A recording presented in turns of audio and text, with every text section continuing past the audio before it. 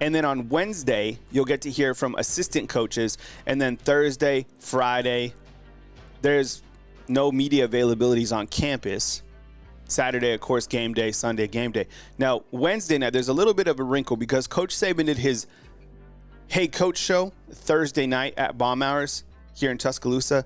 It'll still be at Bomb Hours, but it'll just be moved to Wednesday night.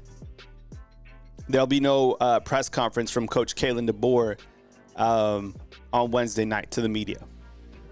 And then I think Wednesday morning you'll also get SEC press conference as well, like SEC teleconference. It's basically just a 5-minute phone call where reporters call in and ask questions. That's it. So new format, again, Monday, OCDC, along with the head coach. Tuesday, players after practice. Wednesday, assistant coaches. Wednesday night, the Hey Coach show. Thursday, Friday, game prep as these guys dial in. Saturday, kickoff. Alabama takes on Western Kentucky. We're going to talk about it. Take a glance at Western Kentucky today. On Saturday at Bryant-Denny Stadium on Saban Field. Calvin, I got the hat literally from the soup store. So I always try to rock different types of hats. Now I'm going to build out kind of my own like merch store where you can buy officially licensed gear through UA. So like if you wanted this hat, you could just go to the soup store and buy it. All right. Let me ask you a question. We got 178 up in the house. I appreciate you guys being here. Thank you so much, Bama Football on YouTube, for being here. Appreciate it. Cody, what's up, man? I'm going to take some calls in a minute, man. You better call in from Knoxville. All right. This Florida State loss, let's start it off. And here's on the show on the left what we're going to talk about. Florida State, Week 1 college football schedule. Glance at Western Kentucky, Bama by 30, ? Biggest concern for this team going into the season, the strength of the team, and then press conferences at 11:30. So get comfortable. We're going to be here for a minute. All right, it's Monday. We going heavy. Told you guys to rest up. All right. Let me ask you this. And this is regarding Florida State. And I also have the Mike Norvell, just the opening comments that I'm going to play because I think it's worth, everybody was talking about this game. All right. And I want to ask you, for those of you that watched the game, for those of you that read the news, the notes, the lines around this game, look, I knew that there was going to be drama with Florida State. And I've been harping about this since the end of last season because I didn't like the way that Mike Norvell handled the back end of the season. They had an opportunity to play Georgia on a rather large scale. And they complained. They acted entitled to get into the playoffs. It was a terrible ending to the season, which they had a good season. In my opinion, that led to a lot of guys bouncing out of Florida State and making that bowl game against Georgia meaningless. We talked about this. I guess it was brought up that Mike Norvell was a serious candidate for this Alabama Crimson Tide football job. So, as I continue, can you please answer my question? Are you worried if you're a Florida State fan? Type Y, if yes. For no, type no. Type N. Look, from what I saw in that game, and I know it's just one particular game, I think Mike Norvell was outcoached. I think Florida State was outplayed. I think that they felt that their success from last season would just carry on into this season. I feel that the transfers that they got, the ones from Bama, look, Roydell Williams, my goodness, I thought he did really good. But they kind of ran away from him in the second half, and not that they were like on their backs, but they should have ran the ball more and utilized Roydell more. He was doing really well in the first half. Look, the last half of that game, the fourth quarter, when they converted 2 fourth-down conversions, that was impressive. And if Florida State can play like that, they're going to win some games. But let's not forget about Brent Key, a former offensive line coach for Coach Saban.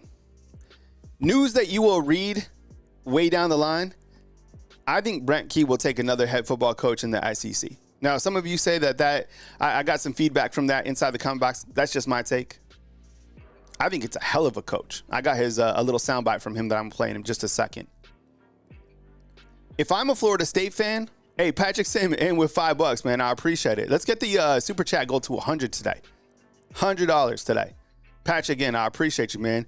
Just want to say, roll tide from Arkansas. I told everyone I would listen, that DJU wasn't it. Look, you know what's crazy? I was thinking about this. DJ he played Bryce Young in high school. Bryce Young is in the NFL. DJU has transferred from Clemson to Oregon State to Florida State. Look, that last fourth quarter drive, I liked it, to be honest. I liked the throw to Malik Benson, a former Alabama receiver. That was nice, right? Caught it there at the 2. But he lacks total mobility, and I get it. He's a pocket-style quarterback. Whatever. I mean, you could just get to him. Defensive line was dominated. I thought that Georgia Tech did a great job running the football. Their running back is tough. And that quarterback, he's gritty. Yo, Georgia Tech, and I think Coach Saban, I think he picked Florida State, but he said to watch for Georgia Tech because he knows Brent Key and the type of coach he is. And if I'm looking at Florida State's schedule, I'm a little bit worried. You got games against Notre Dame. You got games against North Carolina. Got Florida on the way back end. I don't know. They got Boston College on Monday. Yo, this hoodie, right? I know. So this hoodie is, so they had 2 options at the university store. They had this one and they had the black one. I don't wear dark colors on the show. So I like to wear lighter colors. So usually if this would have been in white, I would have got it in white. They had one that was like a quarter zip, but I just like these like light style, hoodies. You know my style. You know my steez. I appreciate you guys being here. Yo, Jamal Hayes is a beast, man. I like that kid. Very, very good running back. All right, so real quick, let's now that Florida State's a 0-1, and we looked at all the meltdown, right? It was hilarious. People were freaking out. So if you're a Florida State fan, are you're waking up today, you worried about the season? I think so. And I'm starting to wonder if DJU is the quarterback, like how many games can you win under him? Maybe 7 to 8. Look, this is my next slide. Okay, I'm asking you this now. Do you think that Florida State will finish in the top 10? I'm going to type no. I don't think they're going to finish in the top 10. Now, a couple things. Case, thanks for being a member, man. I appreciate you. Thank you so much for being a fan funder for 2 months, man. Welcome to the show. I don't think that they're going to finish in the top 10. A couple things. I think they'll drop some games that will kick them out of the top 10. And I also think that Florida State is the first team to get welcomed to the new world of college football. Pay attention. This is what I mean by that. You are going to get punched in the mouth this season. I don't know when it will happen. Could be in the first game. Could be in the middle of the season. Could be twice. Could be 3 times this year. Florida State, do they have an opportunity to bounce back? 100%. If you're going to lose early, that's fine, right? We've seen teams, Bama last year, lost in the second week of the season, rebounded. It's only one game. Scuba Steve, what's up, man? KTK, I kind of see that 8-4 season, right? The 9-3, something like that. You got games against North Carolina, you got games against, Notre Dame. And this is a type of team, for whatever reason. Appreciate you being here, Dennis, man. What's up, man? Good morning to you. Roll Tide. It's game week, man. This is the thing about Florida State is they somehow find a way to be in the headlines all the time. I posted on Facebook, just messing around on Bama football on YouTube on Facebook, that they're suing Ireland. It's hilarious. Like they always find a way to stumble into the college football headlines, right? And I was thinking about this. This is a good question, Kim, inside the comment box about the transfers. Hey, $9. What's up, man? I appreciate your case. Florida State should be happy making the Outback Bowl this year. Maybe so. Regarding the transfers, I don't know if any of these transfers, I think in some way, maybe they thought the grass would be greener. But I think with the transfers that left, there's 5 of them, right, that left to Florida State.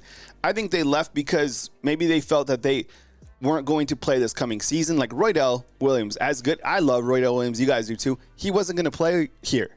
Justice Haynes and Jam Miller, they surpassed him, right? Good running back, though.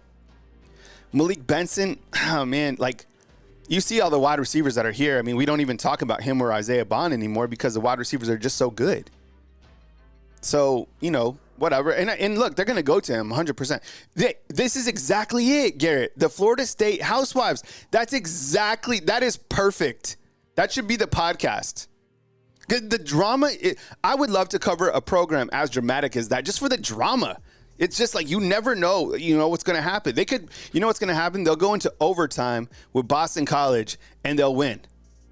Because think about it, from a fan's perspective, they're already at the bottom. All they can do is go up and then they'll lose. It's like made for YouTube. Those guys at War Chant probably printing money at this point in time.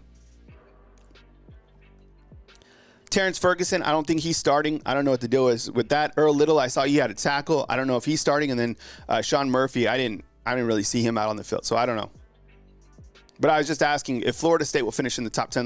Let's finish that up so we can get past Florida State, and then we'll play a quick soundbite from Mike Norvell, and then we'll move on and we'll highlight Brent Key, who did a really good job.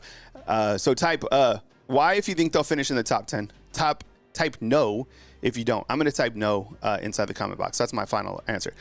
Here's what Mike Norvell had to say after this game against Georgia Tech. All right.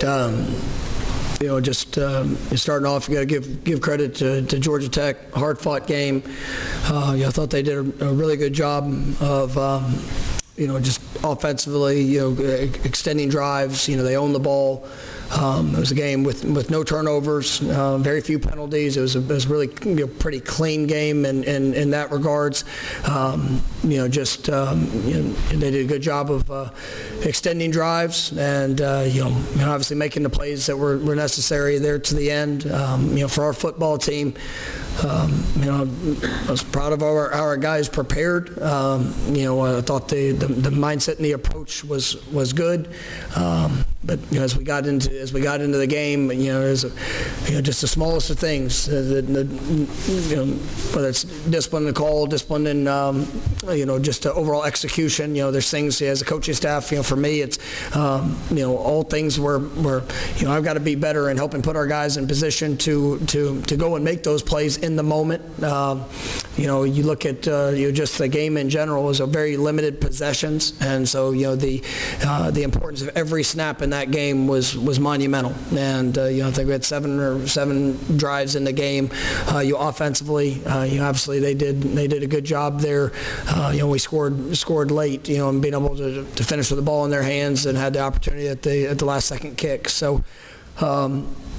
It's for our football team. It's about where our response goes from here. And obviously it's we're all hurt. I mean, you come, you work, you want to start off the season a certain way, and we came up short of that tonight. And I think a lot of that Georgia Tech team and the players that they have and the things they've done, and they played well tonight. And for us, it's going to be a bunch of plays we're going to look back in the course of that game, and if the result of any of them is different, it's probably going to be a different outcome in that game. And but we get to take ownership. I take full responsibility of all things that this team does, and I've got to make sure that I'm doing a better job of helping prepare them to go out there and be in position to capitalize on every play, regardless of how many you get or how many you don't get. We got to obviously make it happen with those opportunities. Offensively, we have to be more explosive. I thought that we had some missed opportunities there. We got to create the explosive play. They did a good job of trying to stack the box, getting safeties downs. It definitely gave us some challenges and certain fits in the run game, but. At the end of the day, we've got to control us. We got to make sure that we go out there and play at a high level. And we had some missed tackles defensively that we got to be better. We got to make sure we're setting edges. They do a good job in trying to spread you sideline to sideline and force some one-on-ones. And we definitely have capable players to be able to go do that. And so we got to continue to build upon that. I thought special teams wise, there's some positives of what we saw. I thought Ryan did a great job. being able to put points on the board. I think that was a 59-yarder there coming in. At half, which was big. But at the end of the day, this is a team sport, and we've got to take a step as a football team and not let this one game define the outcome of what our season will be. We get to respond, and here in a week from now, we get to play another ACC opponent, and we got to go get better. And it's going to come down to the work and the overall execution of details of fundamentals and making that happen here. Next Monday. So. All right, that was Mike Norvell. We'll get to Brent Key in just a second. Kyle Henderson, Bama Football on YouTube. So here's how the Monday schedule will work, if you guys are wondering. You have the OC, the DC, and the head football coach of the University of Alabama. What's up, Jarvis? I see you inside the comment box. Coming to the podium at 11:30 a.m. Central Time. We will bring that to you right here on Bama Football on YouTube. So what we're going to do is talk about college football, talk about Alabama football as we kind of navigate through this first week of the season. Usually, I think what I'm going to do is kind of, do it a little bit of a college football, Alabama football on Monday, because there's a lot of news to talk about, kind of recapping the week. And then Tuesday, which will be just a 9 a.m. regular show that we're used to. So me, I'm always mixing and matching and trying to do what's best for the content of the site to talk about college football. I'm leading with Florida State just because it is it's a gravitational pull on college football. This was a team that was 13-1 that complained about not getting in the playoffs. You know what? A lot of it, too, is could be kind of karma. Remember when they got Coach Saban's number? My goodness, that was terrible. And they called in and they were mad at Coach Saban. You know what? I'm going to open up the call-in line before we move on to our next topic, which will be talking week one college football. And I'll play Brent Key in just a second as well, because it is kind of a good soundbite from a former coach under Coach Saban. But the call-in line is open, 205-850-1994. We'll go to the lines, and we got a 256 waiting on board. Hey, good morning. You're on the line with Kyle Henderson. Who am I on the line with, and where are you calling in from? It is Darryl from Huntsville. Coach Darryl, man, give me your take on this Florida State Georgia Tech game, man. What stood out? The good, the bad. Is Florida State losing more than just one game? Do they have a chance to bounce back? Give me your kind of take from Georgia Tech, Florida State. Florida State will lose more than one game. They'll lose about 3 games. First of all, let's look at something. The human being is composed of 3 parts: mind, body, and soul. And Georgia snatched Florida State's soul. They were walking around lifeless. They had no enthusiasm. They had no belief in the game plan. And Coach Norvell said all the right things after the game. He said exactly what you're supposed to say. Mm-hmm. But this is what he should have said. This was a disaster. and it should be, and I'm the coach of Florida State, and I'm the architect of that disaster, and I intend for this never to happen again. Mm-hmm. And said about how we're going to go forward. Because Georgia Tech is a good team. They're by no means a great team. And they played with enthusiasm. They played with purpose. They played like they believed what their coaches were telling them. And they outrushed Florida State. They had 191 yards rushing, and Florida State had 91. Mm-hmm. So that's why they won the game. And they won the game.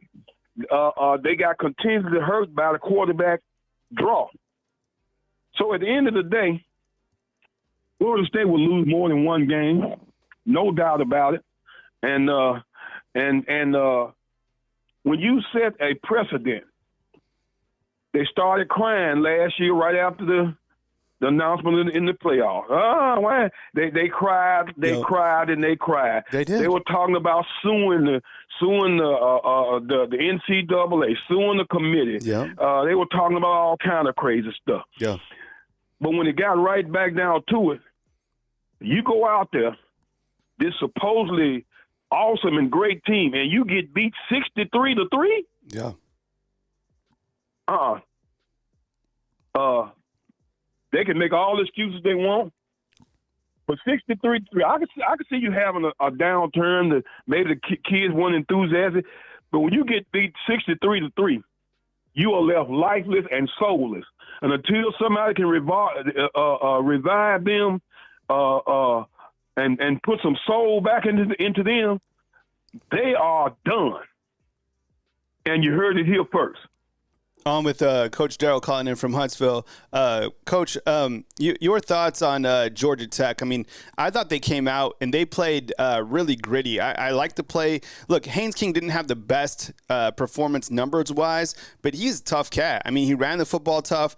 Jamal Haynes, their running back, he was really good. Plus, let's not take away from Brent Key and his Georgia Tech defense. They came to play and they came with the chip on their shoulder. Your thoughts on a former Alabama offensive line coach that people are certainly talking about today in Brent Key? Well, they should talk about him. Yep. Because 100%. that team, he got that team to perform above its pay grade. Yes. Anytime you get a team, love it. Because let's face it, Georgia Tech may win 6 or 7 games. I don't think they're gonna win 10 games. They may win 6 or 7 games. But when you can get a team to go out and believe in your game plan, when you get a team to go out and believe in itself, you got something going. And maybe if he's there 2 or 3 years, and they get some decent recruits to come in, because they're in the Atlanta area, and which is one of the hotbeds of recruiting. They get a couple of 5 stars to come in, and it'll start from there. And they may be a program that's relevant. And he did a great job. I mean, they stuck with the game plan. They virtually ran the same plays every time they needed a first down, either a quarterback draw or a wide receiver screen. They virtually ran the same play, which tells me right then and there, Florida State is not prepared. Because you hurt us with this early in the game. You almost broke an 80-yarder, got down to about the 10-yard line. You hurt us consistent with this, and you can't stop the same play over and over again. Something's going on the coaching staff on Florida State. But give Georgia Tech their credit. They spanked them, and they did exactly what you're supposed to do when you got a naughty kid. Yep. You hit him on the hand, and you set him down, and that's exactly what they did to Florida State.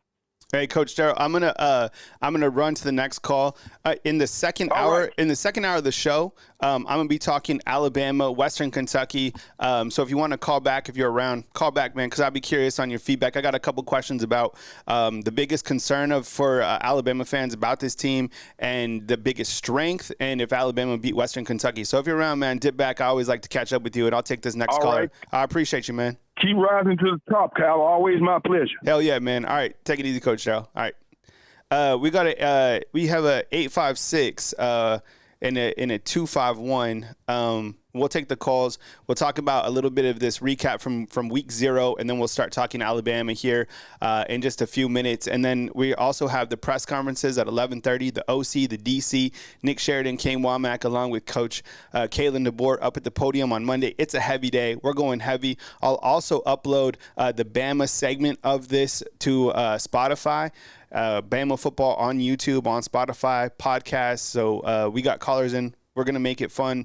We're going to talk college football. We're going to celebrate that we're here, college football. Get comfortable. Around 10 a.m., we'll start probably talking about, previewing Western Kentucky going into Alabama. That's just kind of the heads up, opening the show, kind of recapping week 0 and getting our feet wet right here on Bama football on YouTube. 251, let's do it.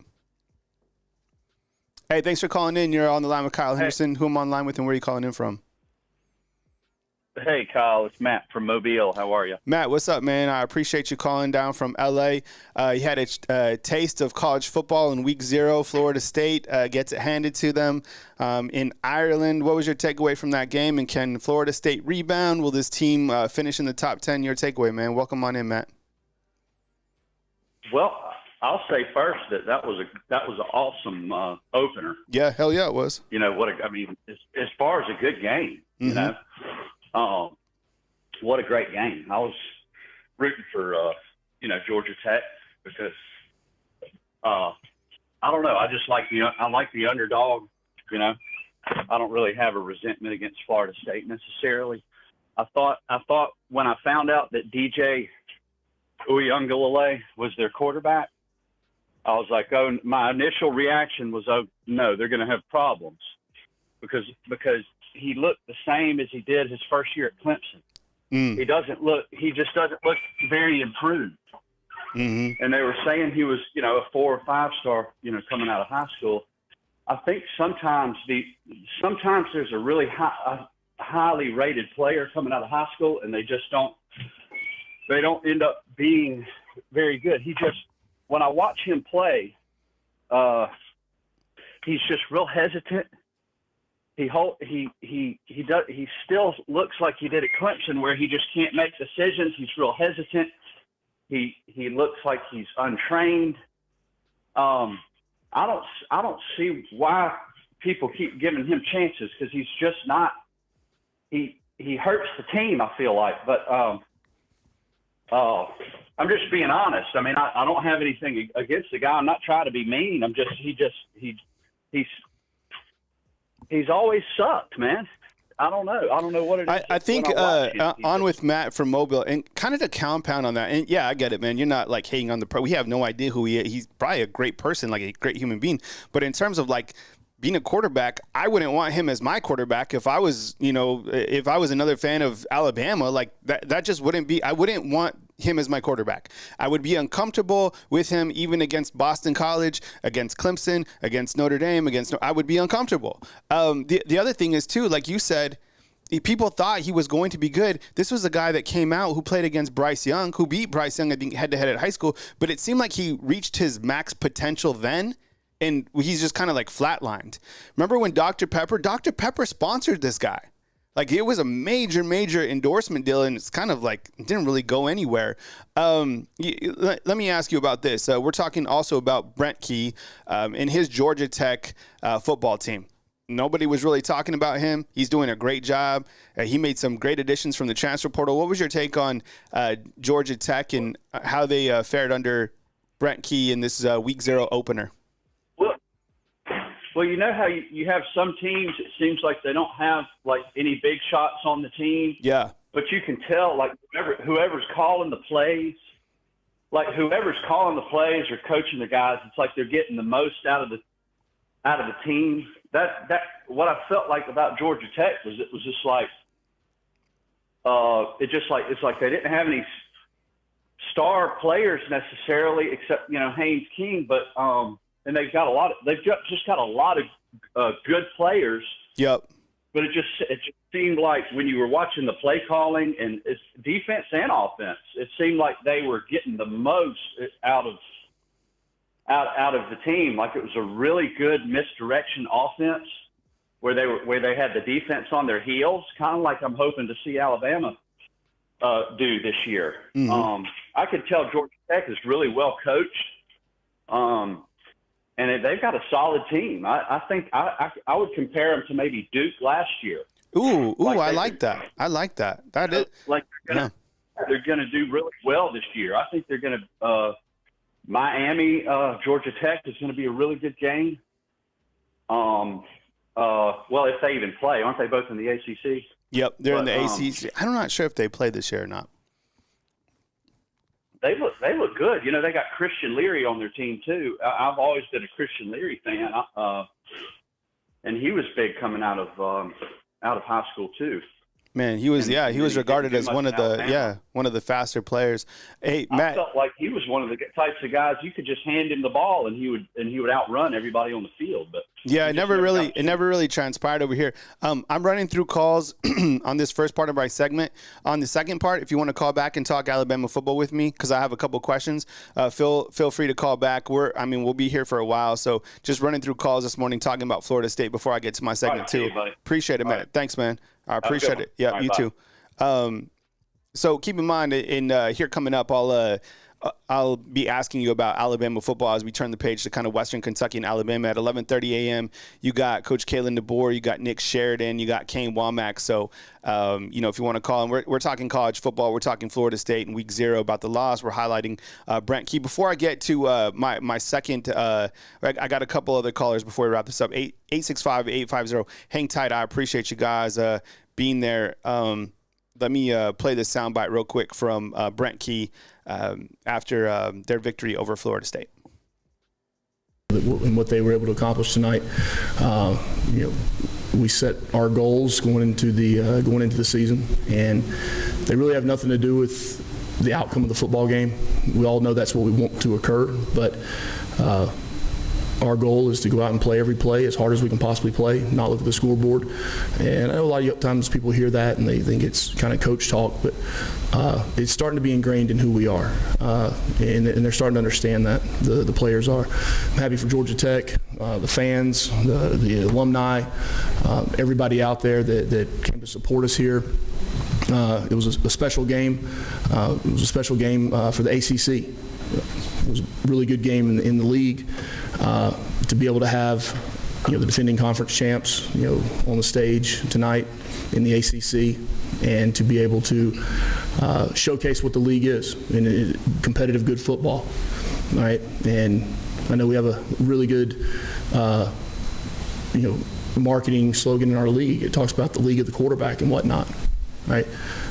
Well, I think you can add the line of scrimmage to that too, and that's where big games are won, at the line of scrimmage. And I'm really proud of the offensive line. Shocking there, right? Really proud of those guys and how they were prepared. The defense, once they settled in, Tyler Santucci, and I hadn't said a word about it, and I've told our team, and really that's what matters, is our team. We're not trying to prove anything to anyone. We're not trying to go out and impress people. All we're doing is trying to play as hard as we can possibly play together as a team, as a family we have in that locker room. And I was confident this week. I was confident because of the plan that was put together and the progress I've seen made really from the start of the year until now. And really proud of the way those guys settled in after that first drive. We're able to, Tyler settled them down with some calls, and we were able to play assignment football, get off blocks, and I thought they were playing fast. So, again, we didn't turn the ball over. We had 3 penalties. One of them on Romello, he comes free, gets the unfortunate face mask. It wasn't anything intentional. It was the way it came across, and we just got to, we got to coach him to keep those hands lower, so that doesn't happen. Then LaMiles had the PI, the DPI on the deep ball, and then we had one false start on the offensive line. But all in all, it was a clean game for the first game of the season, and that's what you want to see. You want to be able to limit your mistakes and self-defeating errors, and we want to play for 60 minutes. We want to build a tough, disciplined football team that's committed to themselves individually and in the team. And we talk about execution with our football team, and what execution is, that's the confidence to go make a play. Right? Whether you're a quarterback, whether you're an offensive lineman and the ball's on the 1-yard line and they're going to run behind you, whether you're a corner making a play on a ball in a man-to-man situation, or you're a kicker at the end of the game to win the football game. And we had our final walkthrough yesterday, and the last play we had in the walkthrough was a field goal. And I stopped it and brought them together and said, guys, this game's going to come down to a field goal. This is your last rep of perfection before we go into the game. Total confidence in Aiden Burr. What a football player he is. What a football player. And when I say that, I don't say that lightly now. He's a football player. He's on leadership. He does that all the time.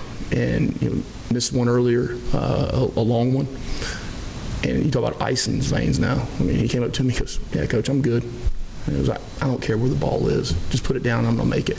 And the confidence for him. So, again, credit to Mike Norvell for having his team come over here and have them prepared to come here and play a football game. But really happy for our people, really happy for the ACC and what this league is, and for other people to see that as well. All right, that was Brent Key following the game against Florida State. You know, I love this guy. I love the confidence in the kicker. I like his mentality, hyping up the offensive line. Like he said, shocker, right? He's an offensive line coach. But games are won in the trenches, and that's why Alabama fans should be excited about this year's team once again, because we're talking about the offensive line under Coach Kapilovic. Now, I'm not talking – I love the players coming back, and I love the additions, and I know Caden Proctor's an addition. We've talked about that. But Parker Brailsford, you know, should be able to snap the football. But Coach Kapilovic, I think he's a really good offensive line coach. But we'll continue. We'll take some calls. We got an 865. So I'll ask you about this week 0 opener. Kind of get your take, and then we'll move on. We'll start talking about Alabama here in segment 2, and then on the back end we got the OC, the DC, and the head football coach Kalen DeBoer coming up at 11:30. So I appreciate you guys being here. Kyle Henderson, Bama Football on YouTube. If you guys like the presentation, if you guys like the delivery, if you guys like the show, please hit the thumbs up. Think about becoming a fan funder. If you want to sponsor the show, there's my email right there. I appreciate you guys. I appreciate all the support. I am a one-man band. I do literally every single thing that you see on this channel. So I appreciate you guys believing in me, allowing me to be a content creator right here in Bama Football on YouTube. Also on Spotify, Bama Football on YouTube, on Facebook, on TikTok, on X. Everything comes here first at Bama Football on YouTube. I appreciate you guys. We got an 865. Let's do it right now. Hey, welcome on in. You're on the line with Kyle Henderson. Who am I on the line with and where are you calling in from? Hey, morning, Kyle. Can you hear me okay? It's Cody from Knoxville. Cody, what's up, man? I appreciate you being here. Thanks for calling in from Knoxville. Now, Cody is a Texas fan living in Knoxville, loves college football. Thanks for joining us, man. Your thoughts on this Mike Norvell team, your thoughts on Brent Key, your thoughts on week 0, man. Let's get it going. Welcome on in, Cody. Hey, man, thank you so much. First and foremost, you know it's got to be game week because I caught you at the right time. I'm in the shower again. So cook them, roll tide, roll water, man. That's called dedication, brother. I'm listening to you while getting ready for the day, and I'm like, I don't care if I'm in the shower, if I'm shaving, I don't care. I'm listening to my boy down in Alabama. So I just wanted to say, first and foremost, how much of an indictment is it on Mike Norvell that you had all the offseason to come out, set the tone for what this year would be after, your entire fan base, the nation, the Seminole Nation cried foul. Yeah. You had the entire off to come out and say, hey, when we hit that ground and the clock is at 15 and we're kicking that ball off, we are going to show everybody what Florida State's about.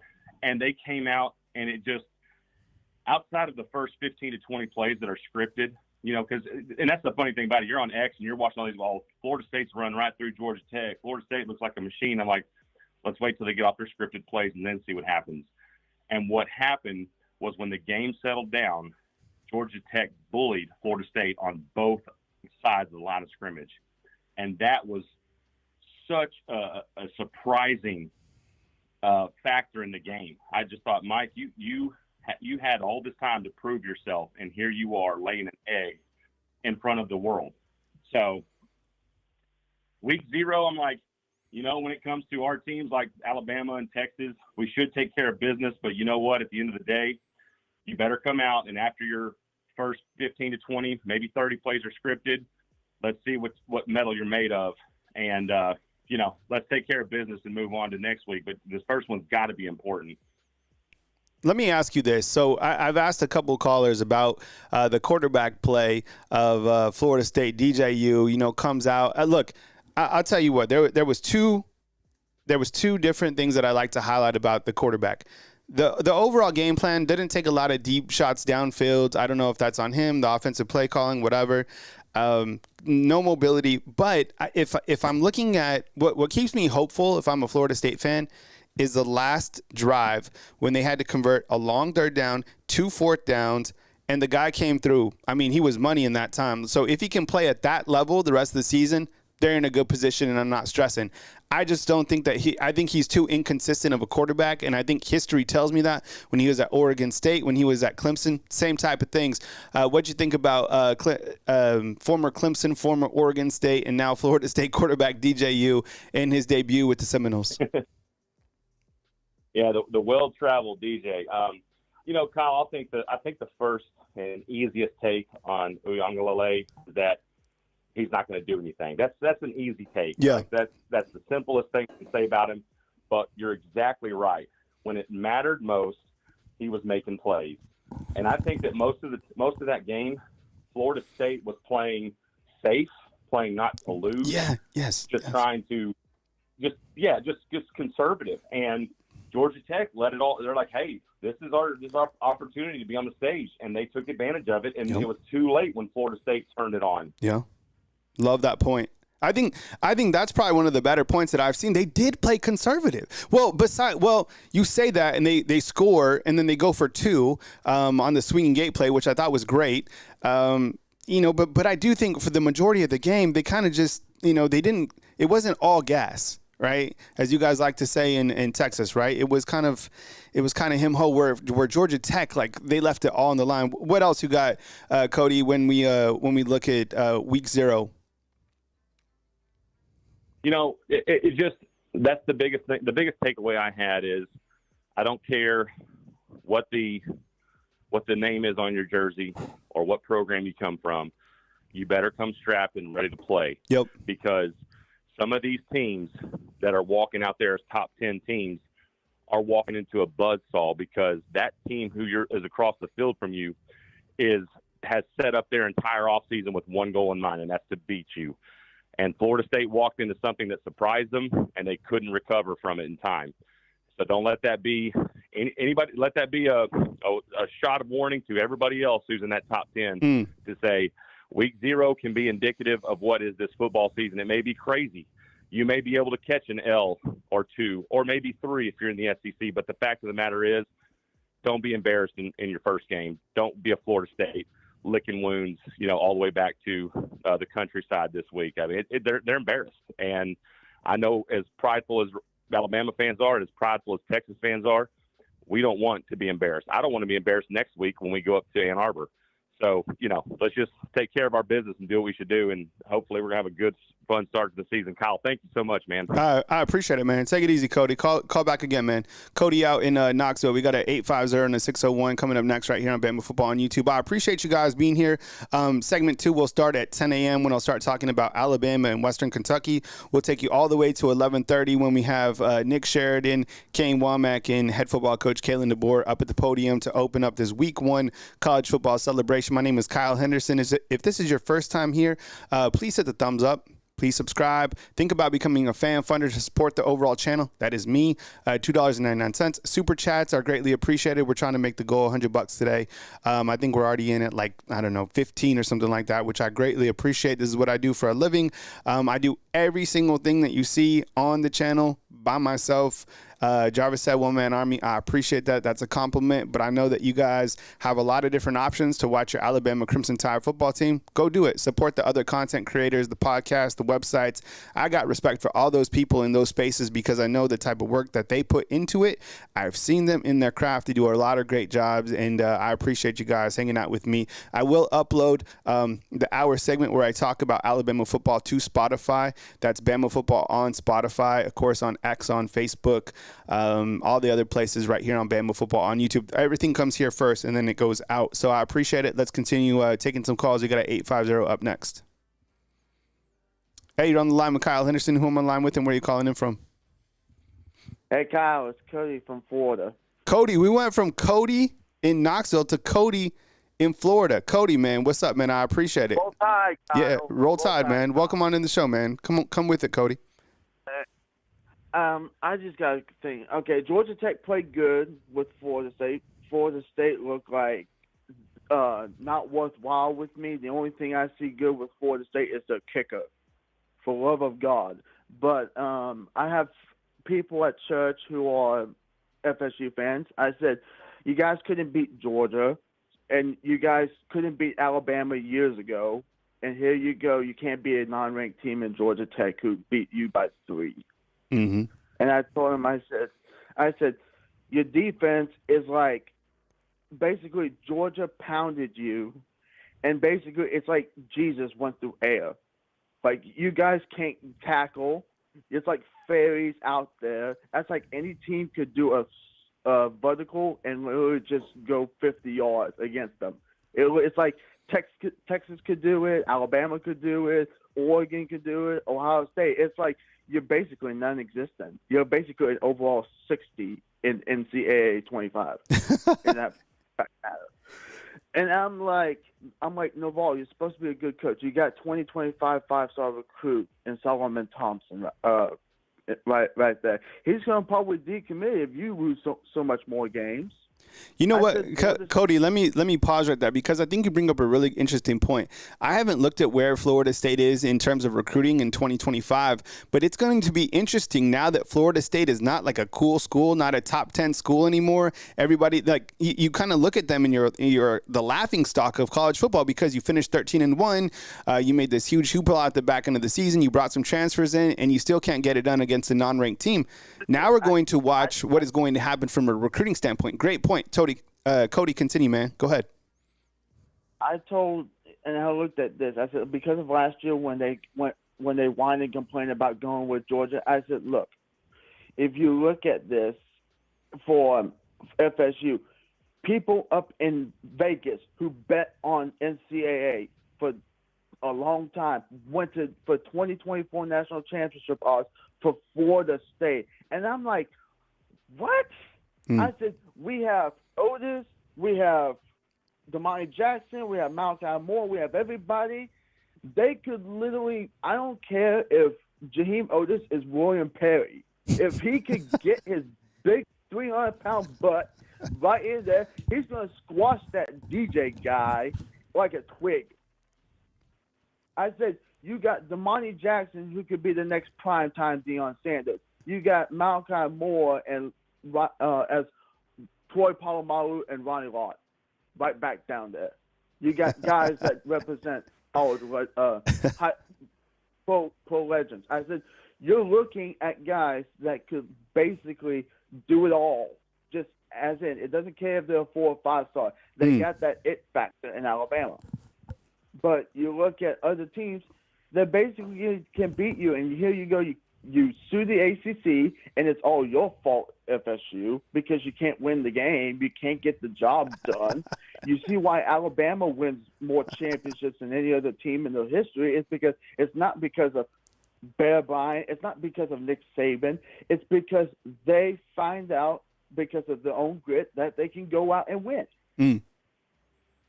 Cody, good call, man. I love the call, man. Please call in again on the back, and I'm trying to finish out these couple additional calls before I get to my next segment here at 10, man. But really great call, good context, man. I really love your show, bro. Yeah, man. I really do love your show. I appreciate the support, Cody, man. Thanks for calling in from Florida. Really good call from Cody, man. Cody, I love you, man. I appreciate you calling in. Everybody that calls into the show, I appreciate it. If you call in and you get the busy signal, that means that there's callers in front of you. You can call back. But I have the call-in line open, so you can just keep on trying, kind of like those old radio days. I can have so many calls, available lines, but I have to pay for each line. And when I'm running the show, I pay for the lines like when you guys are holding. So there's costs to being a business owner, so that's part of it. I could have 10 lines, but if I have 10 people calling in, I got to pay, for the 10 lines.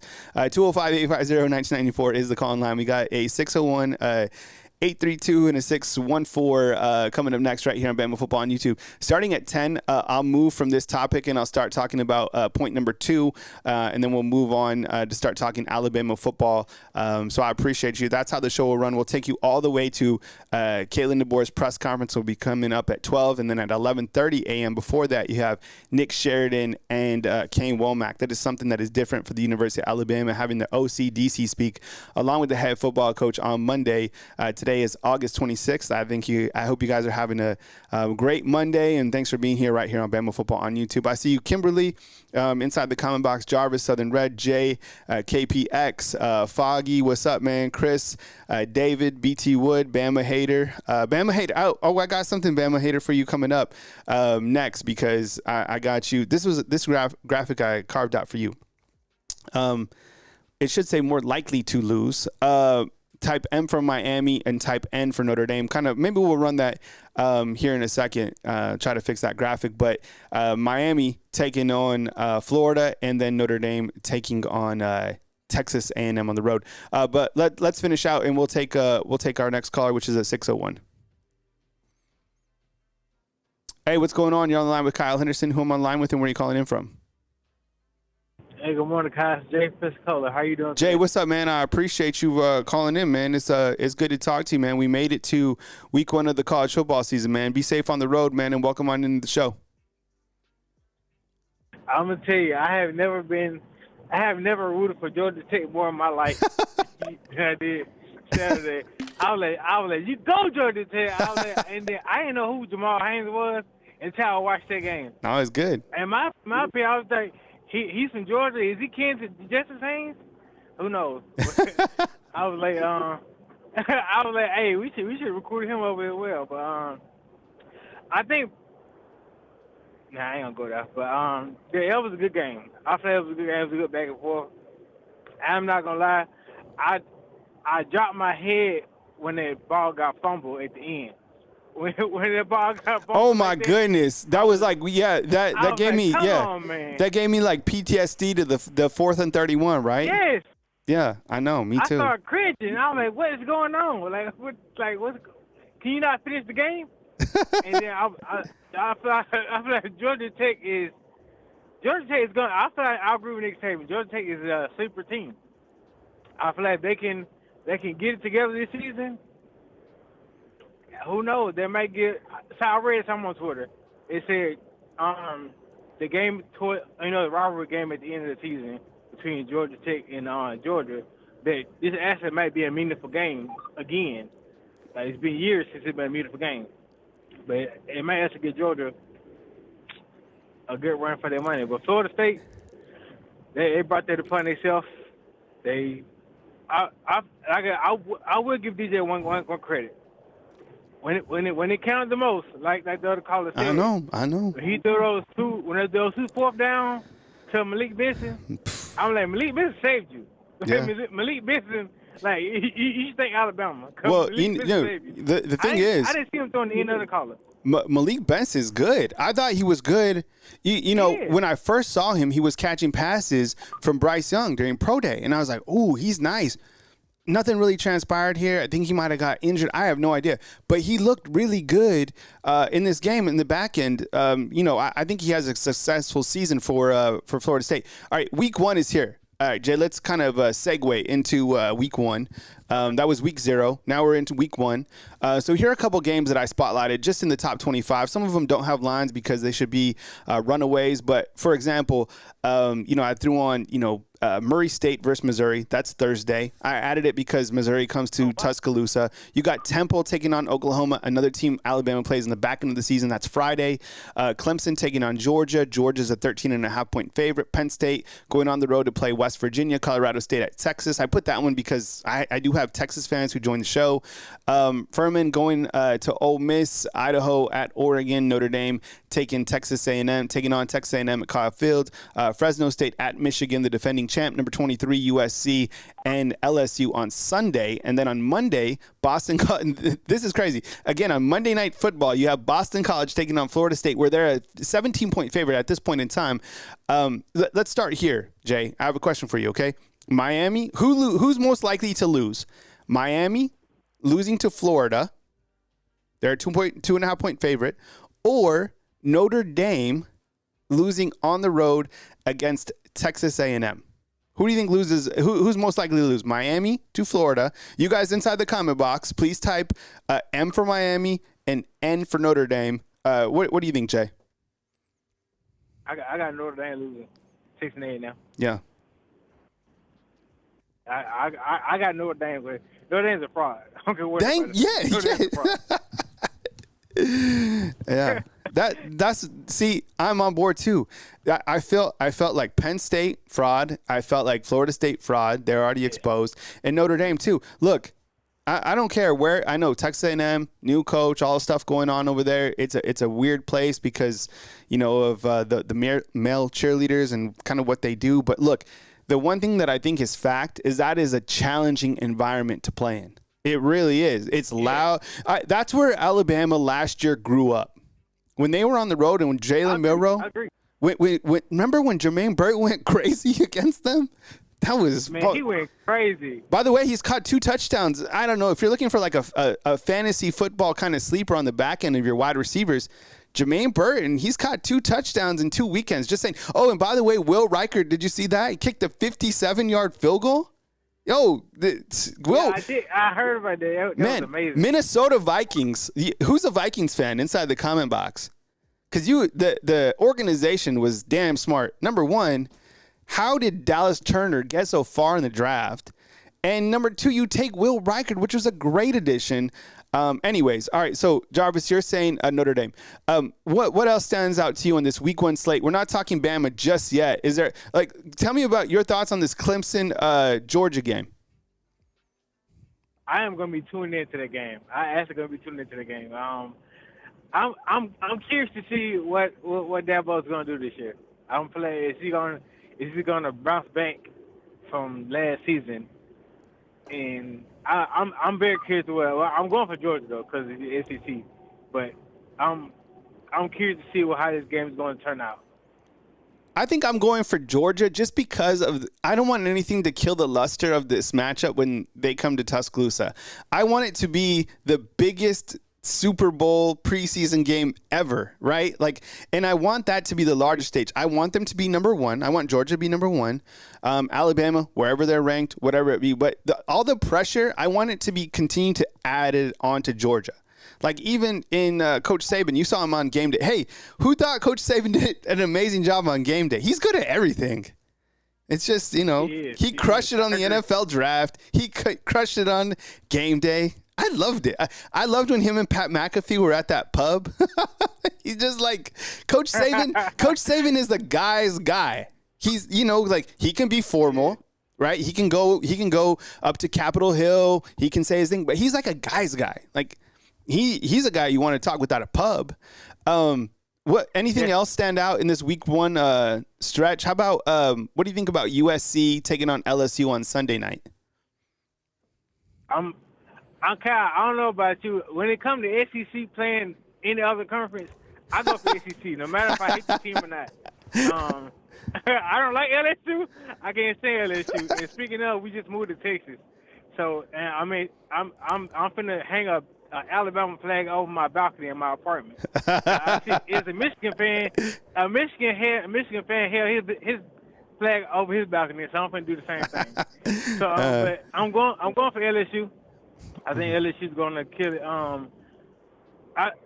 Unpopular opinion before I leave, I think Ole Miss is going to be a problem this year. I think Ole Miss is going to be a problem this year. Hey, Jay, well, I appreciate you calling, man. I'm going to run to my next caller, but be safe on the road. Good luck on your move to Texas, Lone Star State. Don't forget about, where you're from, the state of Alabama, only a state away, right? Mississippi separates us. Exactly. It's not too far. Exactly. The Magnolia State, you can get here. Oh no, that's 2 states. You got Louisiana. We're forgetting about Louisiana. Yeah. But I appreciate you. Thank you so much for calling in and hit me up again, man. I appreciate it. Have a good day. All right, you too. All right, I forgot about Louisiana. The Bayou. All right, we got an 832 and a 614 coming up right here on Bama Football on YouTube. 832, let's do it. Hey, good morning to you. Who am I on the line with and where are you calling in from? Hello, Kyle. It's Mike in Austin. Been a long time. Man. Holy shit. We got Mike calling in from Austin. Do we still even have the emoji? Free Mike inside the comment box? Mike, so long story short, Mike was calling in. And look, if you're new to the show, Mike was calling in for forever, okay? One time he got called in, or he called in, and then he got pulled over. We never heard from him for I don't know, a couple months. I don't know. Some people say that he was, locked up. We're going to go to Mike and we're going to find out, where he is. He would call from the other side. Some people like to call it the clink. Sometimes he'd have a burner phone. Sometimes, he'd be in his cell. Sometimes he'd be in the yard. But Mike is back. That means college football is back. Mike in Austin, kind of update us on the status, kind of set the stage for us. Well, Kyle, thank you for having me. They let me out. They let me out of the plane for football season. Let's just say they're very liberal around here. They let me out for football season. I'm very happy about that. Very grateful about that. But it has been a long off season, Kyle. Week 1 is here. I'm very excited, very happy about it. And you know my theory. The dynasty continues. That's my theory. So, and like you're talking about, man, excellent games this first week. Excellent games this first week. So I'm happy about it, dude. The dynasty continues, man. But, hey, on these first opening games, you know what the best game is? Is the LSU-USC game. But this is why, Kyle. I think LSU is probably the biggest sleeper in the country. Brian Kelly, he's eventually going to get a national championship there. Eventually, I don't know if it's going to be this year or not, but that's going to be an excellent game. And Clemson can pull an upset on Georgia, man. So if I was a betting man, I'm not because I'm broke as hell. I've been in the clink. But if I was a betting man, I'd take Clemson and the points to cover and to barely hang on, if not upset Georgia. I think they're possibly going to pull an upset. And one more thing, Kyle, but thank you for letting me have the stage, by the way. Florida State, other than Ohio State, Florida State's the biggest poser in college football, other than Ohio State. I lost complete respect for them after the whole team opted out last year, as compared to Alabama, Bryce Young opting in the year before. And this game getting beat by Georgia Tech just proves how much of posers they are, in my opinion. So I don't have a respect for any of the Florida teams, to be honest with you. So that's my take on that, brother, man. Well, I was asking the poll question, and by the way, I think it's 68% believe that Notre Dame is going to lose to Texas A&M. Miami to Florida is the other game that I listed inside the poll option. How are you feeling about those matchups as we look at some of these week 1 slates? I think the home field advantage for Texas A&M, plus the fact that I think Notre Dame is chronically overrated. And Bama hater, this wasn't for you, man, but I don't know. This Florida game, I think so many people have been talking about the back end of Florida's schedule and kind of writing off Billy Napier that it's been reverse rat poison. So I think they start out hot, but there's no way. If you've seen Florida's schedule, my goodness, it is absolutely, it's almost like impossible. You know, these guys are going to lose 5-6 games in a row to end the season. But Mike, when we look at Miami taking on Florida and we look at Notre Dame taking on Texas, hit on those games. Well, Miami versus Florida. It's the help I've fallen and can't get up bowl. I mean, for Florida, a case study on what not to do in football, and they never should have canceled Dan Mullen. They didn't fire him, they canceled him. They never should have done this. The best coach they had, they never should have done that. I have very little respect for all them Florida teams, man. And you're exactly right. Notre Dame, the third biggest poser in college football. But at least you know what you're going to get with Notre Dame. At least you know what you're going to get. But that may be a decent game. I mean, number 7 Notre Dame, number 20 Texas A&M. I'll go ahead and pick. It looks like Texas A&M's favored. I'll go ahead and pick Texas A&M, and the reason why. This is the first game for Mike Elko. This is a big game. It's at A&M, the best place in the country to watch a football game. So I'm gonna go ahead and take A&M on this one. And as far as the help I've fallen and can't get up, Boa, I'll go ahead and take Florida on that one. I think Florida's going to pull an upset. And if Napier doesn't get it done this year, he'll be gone. Bring in somebody, but he'll be gone.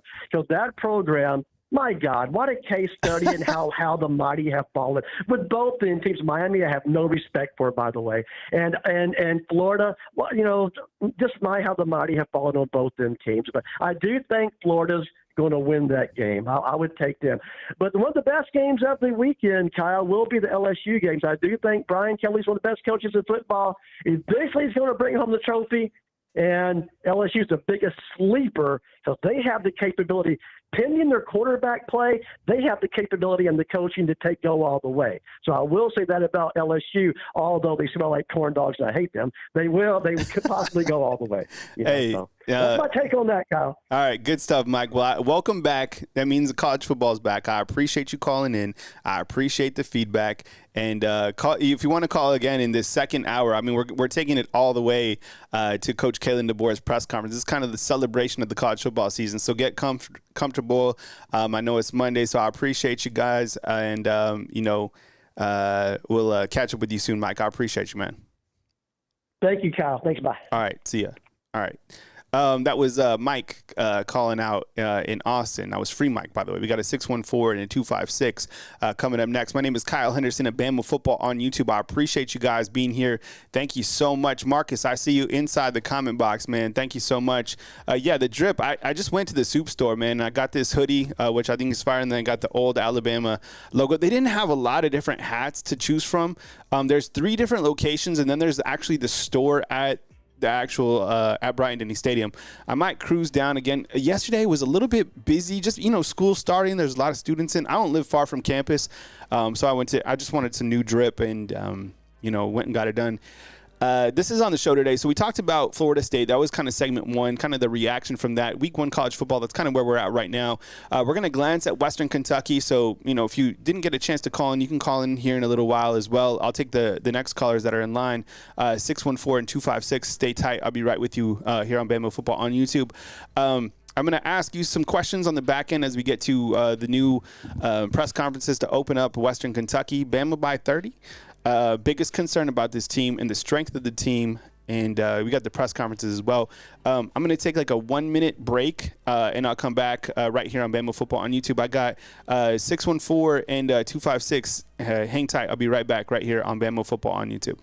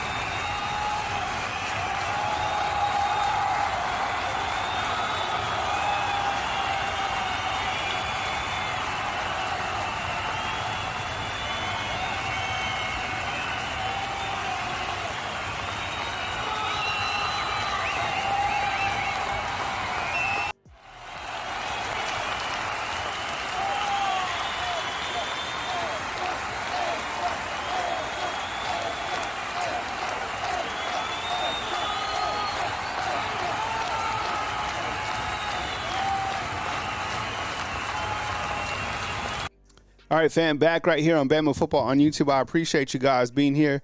Definitely drop a Roll Tide inside the comment box. My name is Kyle Henderson of Bama Football on YouTube. Thank you very much for being with me, and thank you for our callers for being on hold. We will take you guys right now. 614, you're up. Hey, thank you so much for calling in. Yeah, who am I on the line with, and where are you calling in from? Man, Mike Scott, man, from Columbus, Ohio, man. Yeah, you my good luck card. Mike, man, I appreciate you calling in, man, from Ohio. Thank you very much. I hope you are off to an amazing Monday. Welcome to the college football season. We went from Texas. We're going up to Ohio right now.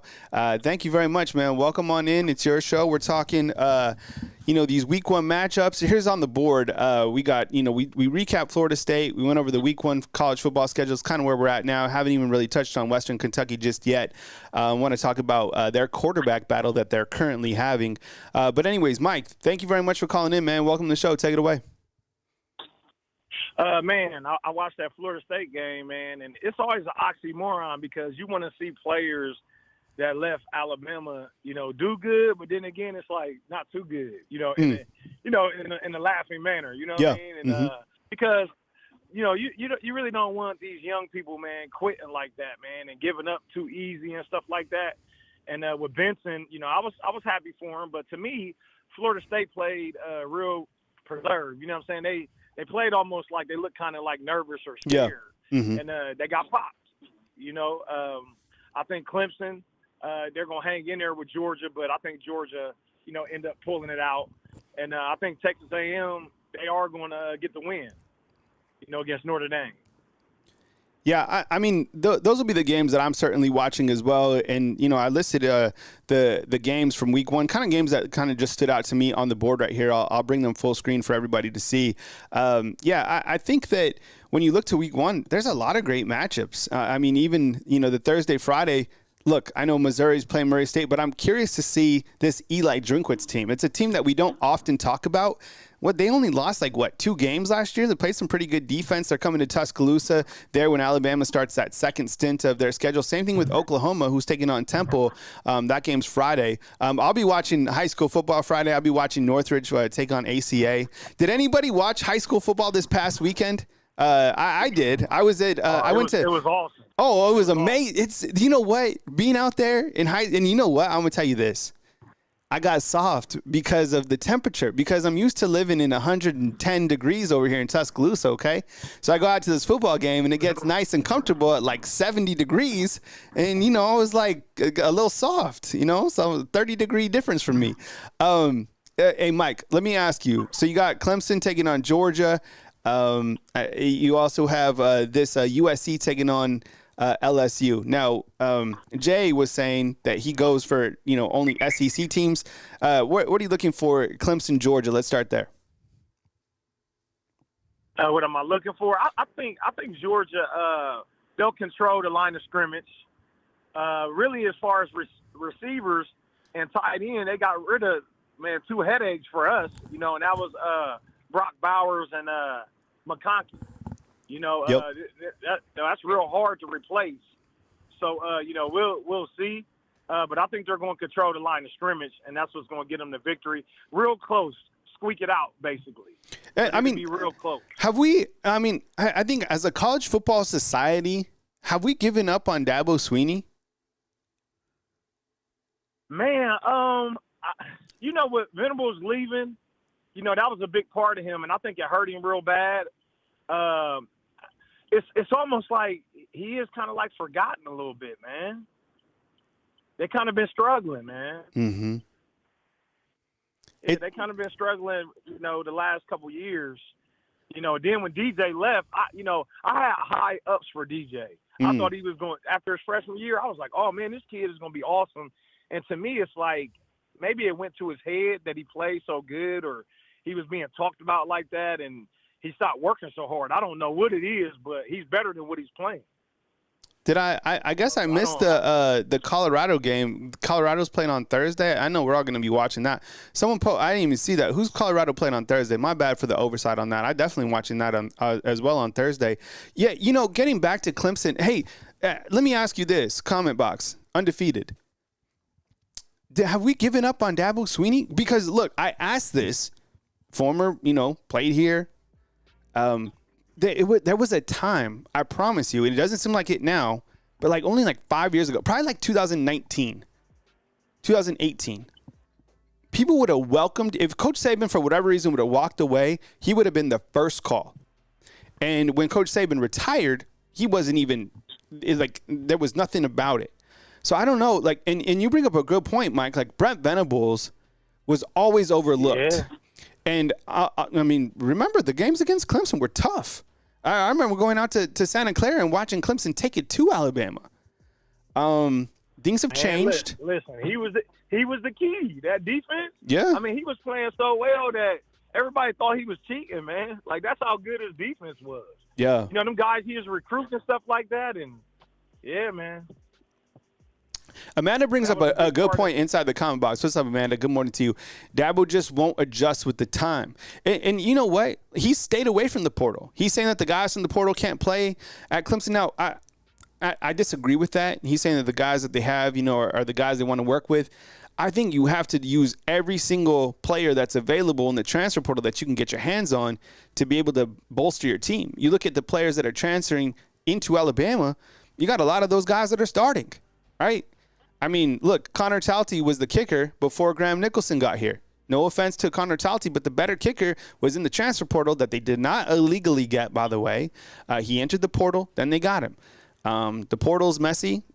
Yeah, that's true. But Coach Kalen DeBoer, I don't think did anything illegal. That was over the line by Chuck Martin to say that, man. That was wild. Anything else? Can I ask you a question? Yeah, for sure, man. I want to ask you a question. Yeah. So, what makes a good boxer? I think with a good boxer. Now, Tuscaloosa, you have Deontay Wilder, right? And there's a lot of boxers. There's actually a boxing match that just took place just recently. I love boxing. In my opinion, number one, a great cornerman. Heart, footwork, a power. But I think, defense, and there's so many different style of boxers. If you've ever look. I like boxing. Both of my kids are lefties. If you've ever had to fight a lefty, a southpaw, it's dangerous. Okay. I don't know what, and you kind of look to boxers of the past, the different styles. That's a great question. Yeah. What are we going for here, Mike? I can't wait to hear what you say. Watch this. With boxing, the one that can make the adjustments. That's why Mayweather was so good, and Terrence Crawford and some of them guys that can make adjustments. Look at Nick Saban. He adjusted with the time. Yes. That's why he's the greatest of all time, man. Mm-hmm. He adjusted. All right, we're doing this. All right, Lane Kiffin, let's go. We're doing this. All right, let's go. You know what I mean? You got to be able to make those adjustments. And I think with Dabo, he's not really making those adjustments that well. So he's getting left behind. Yeah. Yeah, I like that. So that kind of, you could play into your corner, man. You got to listen to, what others are seeing. And Coach Saban, the great thing about him, I'm sure, when his 30 for 30 comes out, and I hope they do it like The Last Dance. When they talk about Coach Saban and his career, it was like, how many episodes was The Last Dance? Was it like 7 or 8 episodes, right? I want it really well done. So. I don't want it rushed.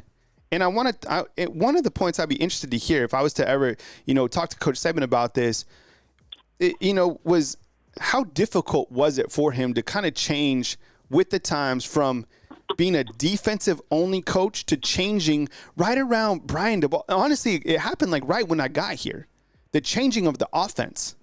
You look at the quarterbacks before Lane Kiffin and Brian DeBoer to where Alabama went with their quarterbacks. It was clearly a shift. And now you look at where college football, it's grass basketball. That's why I was surprised, even that first game of the season between Florida State and Georgia Tech, that the points were kind of limited. It was kind of nice to see, honestly, rather than like a 56 to, I don't know what the over-under was for that game. I think it might have been 64.5 where they were under it. But now we're in grass basketball where it's like, the points are flying off the board. Yeah. Mike, you got anything? You got anything else, man? Yeah.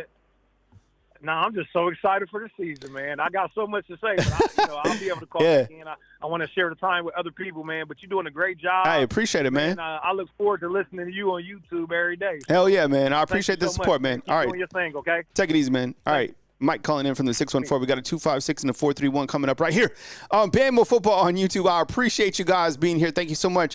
Today's drip is honestly just from the soup store. That's a student store here at the University of Alabama. I went in. I took my daughter yesterday, and we went for a Starbucks at the university. It was packed. And I took her for a Starbucks. I stopped inside the student store. I bought this hat, this, and then I got another hoodie. Just for the season. And I asked the lady at the front, and I actually asked Alabama licensing department recently when the new Lank gear will come out, because I want a Lank hat, I want a Lank hoodie, and I want some stuff that I can give away, like on giveaways for the show. But they don't have a lot of, like, if you were in Tuscaloosa today and you wanted some Lank stuff, all you could get is really probably like a Lank shirt that's white and has like crimson text. That you couldn't get. Your options are pretty limited. And that's even here, like in Tuscaloosa. But from what I understand, this, and of course, if you want like a Ryan Williams jersey or Jalen Milroe, go to Athletes Thread, and then just type in the type of athlete you want. So if you want like Tim Keenan, for example, you could, do it that way. But the options are limited in terms of buying stuff here.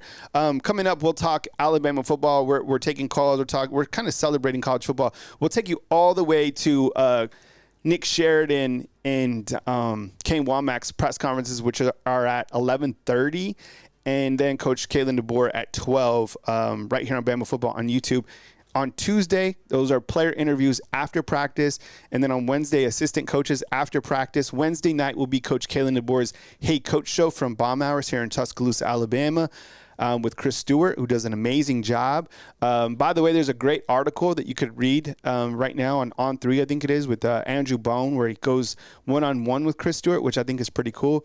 And remember, go support all of your Alabama, sites, their channels, their YouTube channels, their websites, whatever it is. I mean, there's a lot of different people doing such a great job. So please continue to support those covering the Alabama Crimson Tide, whether they worked here or not. Like, don't feel that you have to have like some like crazy allegiance to only like my channel. It's fine. Like, trust me, there's plenty to go around, and please support all those guys rocking with Bama Football on YouTube. I appreciate you guys for doing that. All right, 256. Thanks for being patient. Let's do it. Hey, you're on the line with Kyle Henderson. Who am I on the line with, and where are you calling in from? Hey, this is John Martinez. John, what's up, man? I appreciate you. Can you turn up the volume just a little bit? Yeah. All right, go ahead, John. Welcome to the show, man. Thanks for being here.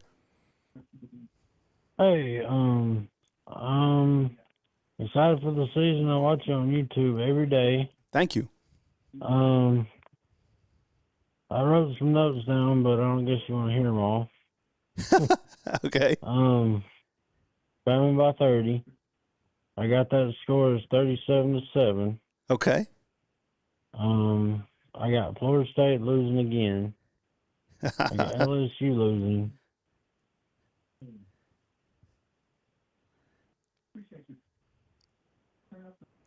All right, John. John, get in one more point, and I'll answer you on the other line. I went by your list. Okay. On the previous screen. Uh-huh. And the strengths of the team are going to be the running game. I like that. Milrow, mm-hmm. The receivers, the defensive line, and the offensive line. What about your concern? I'm not talking Alabama just yet, but I'm curious to get your thought on that. What's your biggest concern? About Alabama? Yeah, about Bama. The secondary, because there's so many transfers and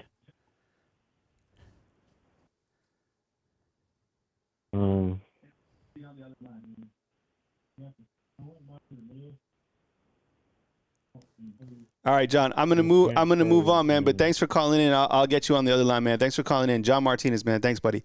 Sure. Kyle Henderson, Bama Football on YouTube. John, I love you, man. Thanks for calling in the show. Thanks for the support. Coming up, I'm going to ask you about the biggest concern for Bama.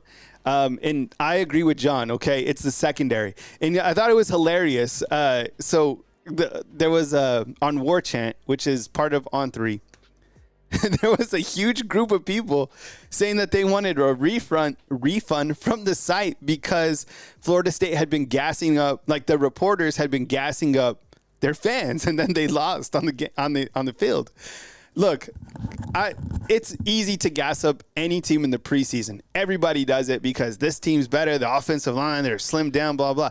I'm telling you right now, my concern about this team is the secondary. It is, okay? Look, my job clearly is talk Alabama football, but my job is also to tell you the truth. The reason I am worried about the secondary, okay, is, I mean, John took me there, John. But look, if you really want me to tell you the truth about the secondary, okay, this is it. Number one, Damani Jackson came from USC. Like, do you think he performed to his highest at USC? Is he getting better coached here from Mo Lindquist? 100%. Is he the best corner on the team? Yes. Okay. Well, who's the other corner? Xavier Brown, who's an absolute baller, playing through his mind. He just got here. He has not played a snap in college football. He had a club on his hand, and nobody could beat him out, okay? Another point, Deshaun Jones came here from Wake Forest. He's good. How come he didn't beat out Xavier Brown? I don't know, okay? I think about that as well. Jalen Mbakwe didn't even play corner, and now, you know what, he's like the next freshman off the bench. I get it. Ryan Williams is a generational talent. He's unbelievable. But at 17 years old, he's torching the secondary. There you go. All right. The other thing, all these quarterbacks that they're about to face, they're all experienced the first half of the season. That's why my biggest concern is the secondary. What calms me down is the fact that Mo Lindquist is back there, Colin Hitchler, right? Garrett, thank you so much, man. I appreciate it. Thank you so much. My goal this year, I'm always setting goals. I'm writing things down constantly. When you're a business owner, you have to grow. You have to adapt. There's nobody else behind me. Nobody. It's just me. It's sink or swim every single day of my life. I like living like that. I do. Makes me tread faster, right? Gives me a purpose. But my goal for this season was to take the YouTube channel to another level. I mean, come on. You guys know. You guys know the shit I've been through. You guys know where I've been. I'm still coming. I'm still coming with it. Every single day, the goals haven't changed. Like, they're to perform at the highest level, to cover Alabama football, to do things on YouTube that are not being done. Usually it's just two guys talking to each other. Like, let's take it further than that, right? So I do all the graphics. I do the shows. I do the audio. I do 1,000,000% of all of it. When you're a business owner, I talked about this before. If you're a business owner, inside the comment box, you know what I'm about to say. When you're a business owner, more ups, more downs, more responsibilities. Go to bed every single night at 9 a.m. Wake up every single morning at 4:30 a.m. Have my kids full time. I love it. I love the lifestyle. I love being a small business owner. And the opportunities that I have in this great country are amazing. That's why I fly a flag outside of my house. 432, let's do it.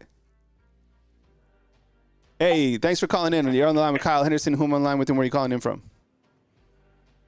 Kyle, this is Paul Bear Bryant from Odessa, Texas. How are you, young man? Paul Bear Bryant from Odessa, Texas. I remember you calling in. It's really good to talk to you. We went from Ohio. We went from Texas to Ohio. Now we're in Odessa, part of the Permian Basin. Did you watch any high school football this past Friday, Paul? No, I heard you ask another caller about that, and you know, my dad was a football coach, so I got about as much high school football as I wanted when I was a kid. Okay, so set the stage for us real quick, because Paul Bear Bryant is literally your name. So kind of like tell us the backstory. Like, you're just not, that's not like an alias. Like, that's physically your name. So just kind of set the backstory, because I you know, it's pretty. I mean, this is being like Nick Lou Saban calling in. Anyways, Paul Bear Bryant, tell us kind of the backstory first. So the backstory is my father grew up in Cleveland, Tennessee, which is about 30, 40 miles north of Chattanooga, in between Chattanooga and Knoxville. And his childhood friend was Steve Sloan, who was backup to Joe Namath at Alabama. Okay. And so they were best friends. And, you know, my father was a football coach and, you know, went through the game and did all that. And so anyway, so of course, whenever Steve Sloan went to Alabama, my father, you know, got acquainted with Bear Bryant and being a football coach in the 60s. Keep in mind, I'm the baby of the family. Okay. So my father's a lot older. So he, you know, being a football coach in the South and the 60s, Bear Bryant was everything, right? And then naturally, after Steve Sloan ended his NFL career, which was short-lived, he went into coaching. And then my father, coaches stick together, so Steve Sloan grabbed my father and went to Texas Tech, and that's how my family got to Texas. So in '84, when I was born, and it was a boy, that was it. It was Paul Bear Bryant. Oh, man. I like the story, man. And someone says Odessa. Look, I know about Odessa because I have family in Lubbock, Texas. So, and of course, when I covered high school football in New Mexico, I would cover Lovington, Carlsbad, Artesia, all that in Eddy County. That's all part of the Permian Basin, right? So, I mean, you know how everything fluctuates in terms of the job situation. Now, Odessa is, it's pretty big. I mean, I think like even Southwest flies out of there, to my understanding. But some of those other towns in New Mexico, they just, they operate based on how oil is doing during the particular year. I appreciate you guys being here. Different here, and go ahead. I just want to say thanks, John, for the super chat. Thank you so much. Someone was asking for an update on Zabian Brown. I think we're good with Zabian Brown. I think the club is off. I think if anything, he has it just taped up. He's the corner for Alabama, who's a true freshman. But I think he's good to go, and I think he'll be the starter this coming Saturday when Alabama takes on Western Kentucky. On the line currently with Paul Bear Bryant. Yes, that's his real name. He's calling in for Odessa. I guess let's turn the page now to start talking about Alabama football. I'll take you to 11:30 before we get to Alabama's opening press conference with Nick Sheridan, Kane Wommack, and Coach Kalen DeBoer. So what I'm going to ask you inside the comment box right now, and I'll update the poll, what is your biggest concern with this Alabama football team? Is it the secondary? Is it the away schedule? Is it the season grind? Is it the new defense that's been rebuilt?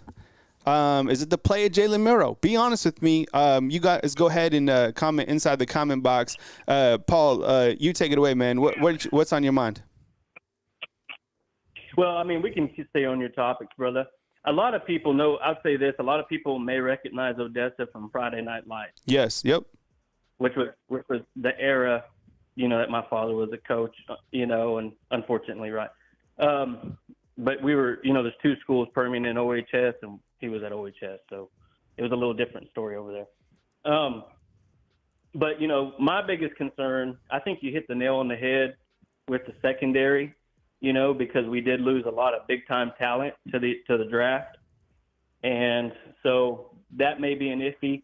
I know, the kicker's warming up, our new kicker that we, quote-unquote, stole, illegally. Yep. I know that's a kind of a concern, I mean, even Riker, he had his moments, but he was still pretty solid. I would say personally, I think you hit the nail on the head with the secondary. Whenever I heard the stats on the kicker from the scrimmage, I thought, oh my goodness, here we go again. Yeah. I don't need another season where they shave a few years off my life every time we have to kick a 30-yard field goal or something, So I think you hit the nail on the head.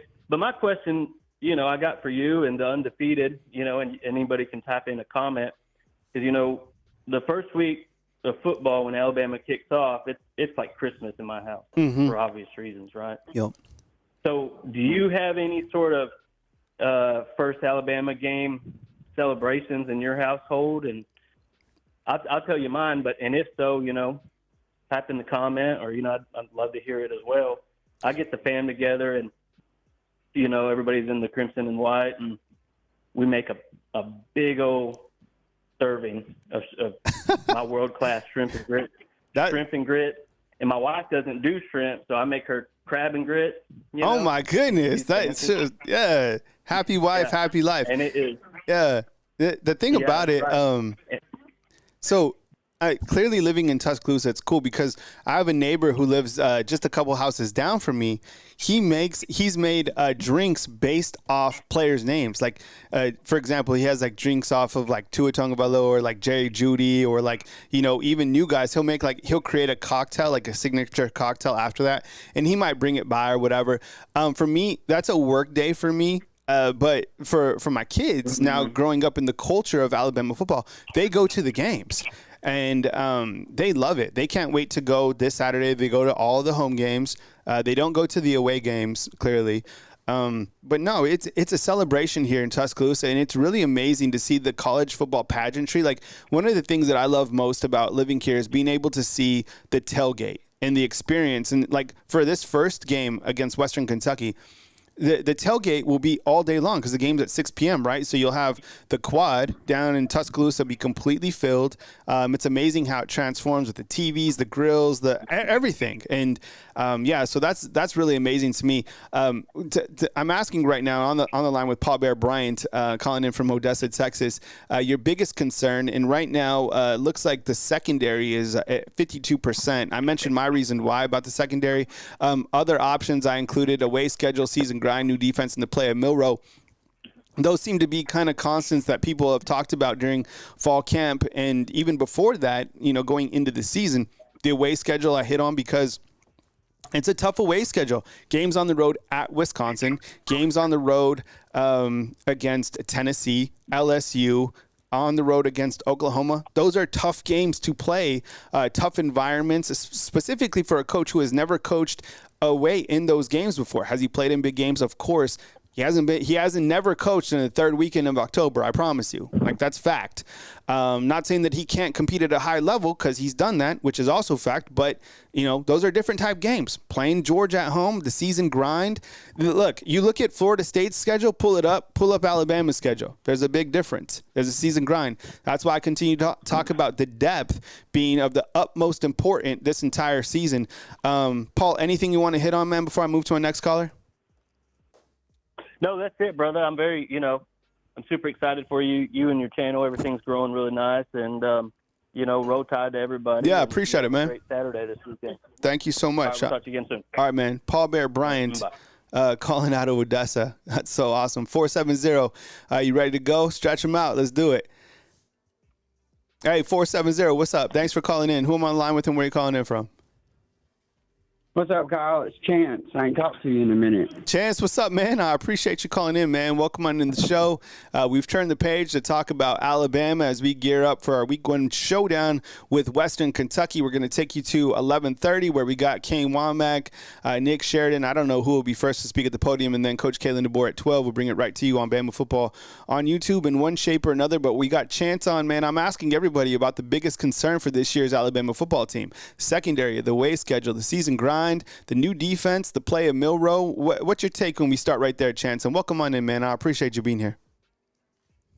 Oh, yeah, absolutely. I'm just so excited to be back in it's college football season. I'm just it's hard because it's like, what do you do with yourself? You just have to watch the news or whatever and just keep up with what's going on in spring ball and fall camp. But we're here, and I'm super excited. Secondary is not really a concern for me, and it was for a little bit. But the thing that I find comfort in is knowing that we got Malachi there. That is a proven player. He knows what it takes, and he's leading that secondary. So if Malachi wasn't there, I probably would be a little more concerned. But being that he's there and he knows the standard, that makes me feel a lot better. And you got Devontae Smith, who's Alabama through and through. So, he could have left last season. He could have left when the coach change happened, but he didn't, and there's a reason for that. So I think those are really good points, Chance, because I think when you do look to Alabama's secondary along with Mo Lindquist, you're like, well, who else returns? And you hit it out the park. Malachi Moore, one of the team captains of this team, a great ambassador of this team. Devontae Smith got shortchanged last year because he was injured. He'll play the Husky position, very athletic and very capable to provide depth and talent to that secondary. Keon Sabb is another addition that everybody's excited about from Michigan. The guy is ultra talented. So I think when you start at the safety position, the Husky, you feel good. The corners are going to get tested, but the thing is, they will have an opportunity to grow. When we start talking about Western Kentucky here in a second, they have a quarterback battle going on, and their quarterbacks are very good. You're either going to get TJ Finley, or let me pull up the other guy's name. I forget it. It is Caden Veltkamp. Each guy is 6'6". I mean, TJ Finley 6'6", 6'7", 255 pounds. The other option at quarterback is Caden Veltkamp, who's 6'6", 240 pounds, who had a very nice performance in the Toastery Bowl, beating Old Dominion. So they're going to get tested from the jump. What else what else is on your mind, Chance, when we look at this Alabama team? I have another graphic asking about the strength. Maybe we'll start there. I have Milroe at quarterback, Kalen DeBoer's offense, the overall depth, the defense, or the hunger factor. What about the strength, Chance? So the strengths are definitely our running game. I've been high on Richard Young. So, I mean, I think that's a luxury that a lot of people in this college football don't have, is that we got more than one capable running back, so that's something to really hang our hat on. And Milroe was tested. He was through in there and basically from the jump. When Bryce got hurt and he had to go in and play Texas A&M, or against Arkansas and then Texas A&M the next week, and then all season, last season, he's grinding. So I really hang my hat on that. And I think our receivers, I think that the rest of the country looks at them as probably nothing that really stands out. They think we lost Isaiah Bond, so that, that was our receiving core, but it's not. I mean, we got guys more than capable. They just need the opportunity to show it. So that and the D-line for sure. I'm hearing great things about the D-line. LT Overton's just wreaking havoc every chance you get. So, and of course our O-line. So you can really point to several things, and even the secondary, like I said, with Malachi back there, that is making the transition even more smoother. There was one thing I wanted to touch on, though, that my biggest concern out of everything is really not so much the team itself. It's more of one of the things that made Saban so great and stay relevant for so long was the coaching changes. Like we were talking about Dabo a minute ago and him losing Brent Venables and how it just kind of hurt him so bad. That was one of the things that Saban could just always do, like it was just second nature to him. He could just plug in a new coach from anywhere and just keep the train moving. Yeah. That is something that, a lot of coaches, that's their Achilles heel. If they lose their coordinator or they lose somebody like that, it just hurts them so bad. So for me, that'll be the biggest test for DeBoer. Because I think in the next couple of years, I think that Mo leaving to come to Alabama was him thinking about his future and how he wanted to be at a real Power 5 school. Be the same thing for Kane Wommack. So that'll be the biggest test is, he can recruit, but can he recruit coaches? Can we get another coach in there, another coordinator to just keep it moving? That, to me, that's the only concern I have. Well, and that's a really great point on the line with Chance calling in. I appreciate it, Chance, for joining me. Theoretically, Coach Kalen DeBoer is about to do that right now because he doesn't have Ryan Grubb. That's kind of the names that we don't talk about here are Grubb, Isaiah Bond, and I don't know, Pete Golding. Those are the names that we can't talk about. But honestly, I don't know, Grubb was with him, and some people say that this was his offense. People say it was Kalen DeBoer's offense. Well, we're about to find out because Grubb staying with Seattle and Kalen DeBoer moving on and putting Nick Sheridan in that position, who I think will be a fine offensive coordinator. He does have experience, but there's a difference from being the tight end coach at Washington and being the OC here. There's a difference from being the offensive coordinator at Indiana and being the OC here. The difference is you have Jalen Milroe, you have all these weapons. Look, this offense, I can't even imagine landing up as the offensive coordinator. Talk about hitting the lottery.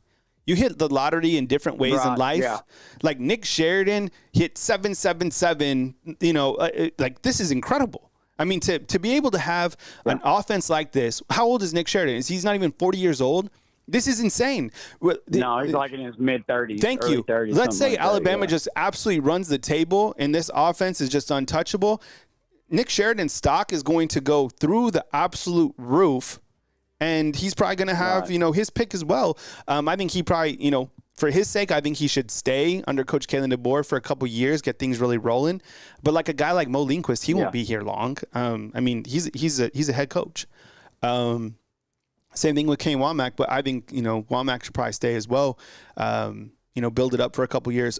Chance, I appreciate you calling in, man. Always good to rap with you, and we'll catch up with you next time. Absolutely, bro. All right, roll tide. All right, roll tide to you, man. Thanks for calling in. Appreciate it. Talking about Alabama football, we'll take you all the way to 11:30, where we got Kane Wommack, Nick Sheridan, Kalen DeBoer. This is how we'll do our Monday show. Tuesday show will be back at 9 a.m. And then, of course, As News Happens live right here on Bama Football on YouTube. Asking about the biggest concern when we look at the poll results, it looks like, if I can bring this up, looks like 51% is saying the secondary, which I think is absolutely, something to be thinking about. The next thing is the new defense at 19%. 16% is saying the away schedule, and 14% saying the play of Jalen Milroe. I appreciate you. We'll move back to the phones and see who else we got up in here. We got a 251, and we'll take it right now. Hey, thanks for being patient. You're on the line with Kyle Henderson. Who am I on the line with, and where are you calling in from? Hey, what's up, Kyle? It's Matt again from Mobile. Hey, thanks, Matt. I appreciate you calling back. So we're talking biggest concern of Alabama. Matt's down in L.A. That's lower Alabama to us who live in the great state of Alabama. So I have some options listed for you. I got the secondary, the away schedule, the season grind, the new defense, play at Milroe. Take it away on with Matt from Mobile talking biggest concern. Go ahead, Matt. I was thinking about that, and I thought, okay, the secondary. And then I thought, okay, who do you have there? You got the Xavier Brown and Mbakwe, and then the transfer. And then I was thinking about, what are the alternatives to who's out there, to who's out there at other teams. And I thought, well, I'd rather have Xavier Brown and Mbakwe than pretty much any other freshman corners out there in the country. I mean, even though they're freshmen, they're like elite. Yeah. Yep. Freshmen. Mm-hmm. And they get to know that they're the starters the whole time. Yeah. And so and so he gets to know he's the starter, so he's practiced. I think they're going to have him ready, but I think they're going to have him ready. And if that's our only problem, if our only issue is at corner, because we don't have to have an elite defense this year. I think our offense is going to be so unstoppable that we don't have to hold people to 7 or 10 points a game, like Saban did. Yep. If we can just be, even if we had a Pete Golding, even if we had a bad defense this year, our offense is going to be so good. We're going to be averaging over 40 points a game. I don't think the issue at corner is going to be an issue. And honestly, I don't see anybody. I'm not saying this just because I'm a Bama fan. I don't see anybody that can beat Bama this year. I don't think Georgia without Brock Bowers can beat Alabama. Mm-hmm. I don't think Tennessee has the weapons to beat Alabama. LSU without Jaden Daniels, they can't. I'm sorry, that I just don't see it happening. I don't see who on the schedule. I don't see who can beat Alabama. I do not think that an undefeated season and national championship is even that long of a stretch to say. I think it's there's a very good probability that Alabama goes undefeated and wins the national championship. You know what? You get my mind racing on something. We're on with Matt from Mobile. Think about it. I think if somebody is going to beat Alabama, it's going to be somebody who has a more high-octane offense, right? And then I start looking at the schedule, and I'm starting to agree with you here, Matt. Which team can really outshoot them? And you're right. I mean, the defense is going to be good, right? And if you make another good point. If the secondary is your biggest issue, the corners, you can fix that. These guys are going to be experienced. Just wait until next year. My goodness, these guys are going to grow up that much more. But man, you look at the high offenses around the college football world. I don't know. You definitely got to think that. That's why I think Alabama. Look, Coach Saban went undefeated twice during his career. It's going to be a grind. I think that Alabama loses a game just by the way history is, but who's going to outscore them? Which teams in college football? Good points, Matt. Let me ask you this other question. I'll put up another poll. Looks like we're done with this poll right here. I appreciate you guys voting in the polls right here on Bama Football on YouTube. When you look at the strength of this team, Milroe at quarterback, Kalen DeBoer, his overall offense, and now that you have an offensive-minded coach. Let's face it. He is one, and look what he's done in the past with his quarterback development, how he utilizes the offense. The overall depth of this team is amazing. The defense or just the hunger factor. Why don't you guys answer? I'm going to add the poll right now. Go ahead, Matt. What's your take on kind of the strength of this team? what's your question? The strength of this team. How strong is the team? The strength, and I listed Milroe at quarterback, Kalen DeBoer's offense, the overall depth, the defense, or the hunger factor. That's what I'm asking everybody. I would say this is going to be. I've been a Bama fan since I was 9. I'm 40 now. I would say this is going to be the best offense that we've ever seen. It's going to be even better than the 2020 Mac Jones offense. Wow! And what leads you to say that, Matt? Because not only do we have just as good of weapons as Bill O'Brien had, but we have better offensive minds in the room, and so they're going to maximize. So they're not taking a bad offense and maximizing the talent. They're taking the best offense in the country as far as personnel, and they're maximizing the talent.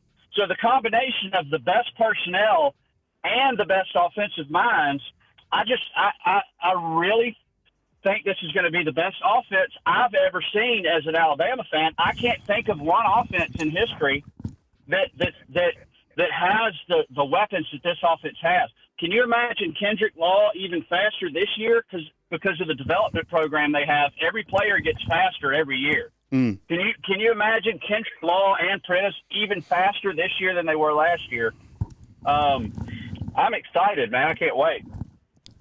Matt, I appreciate you joining us, man. Thanks for calling in. I'm going to move to my next caller, but I appreciate you calling in, man, and roll tide to you. All right, that's my buddy Matt down in Mobile with the double dips today. We got a 334, and we'll take it right now. Hey, thanks for calling in. You're on the line with Kyle Henderson. I don't know who that was. All right. We will go back to the phone line. Let me take care of that. All right. We got a 251 up in the house. Let's do it. Hey, you're on the line with Kyle Henderson. Who am I on the line with and where are you calling in from? I'm calling from Norvell, Alabama, Kyle. What's up, man? What's your name? I'm excited. This is James Nicholson. What's up, James? I appreciate you, man. Off to a good Monday. Talking Alabama football. I appreciate you being here. You know, I was asking about kind of the weakness of the team. Now I'm asking about the strength of the team. And I listed out the options. You know, Milroe at quarterback, Kalen DeBoer's offense, the overall depth, the defense. There's only 4 options that I could list for the actual voting poll inside YouTube, or the hunger factor. And before we get to you, man, look, thanks for calling in. I appreciate you. But yo, this team's hungry. The fight that they had at practice at the scrimmage, that's hungry. They are tired of playing against each other. I'm telling you, they're ready. Go ahead, man. Come with it, man. I appreciate you being here. Kyle, I think we ran the SEC last year. We beat everything in the SEC last year. And I think this team this year, I think they got more talent. So imagine what we did last year compared to the team we got this year. If they stay healthy, I don't see nobody beating us, Kyle.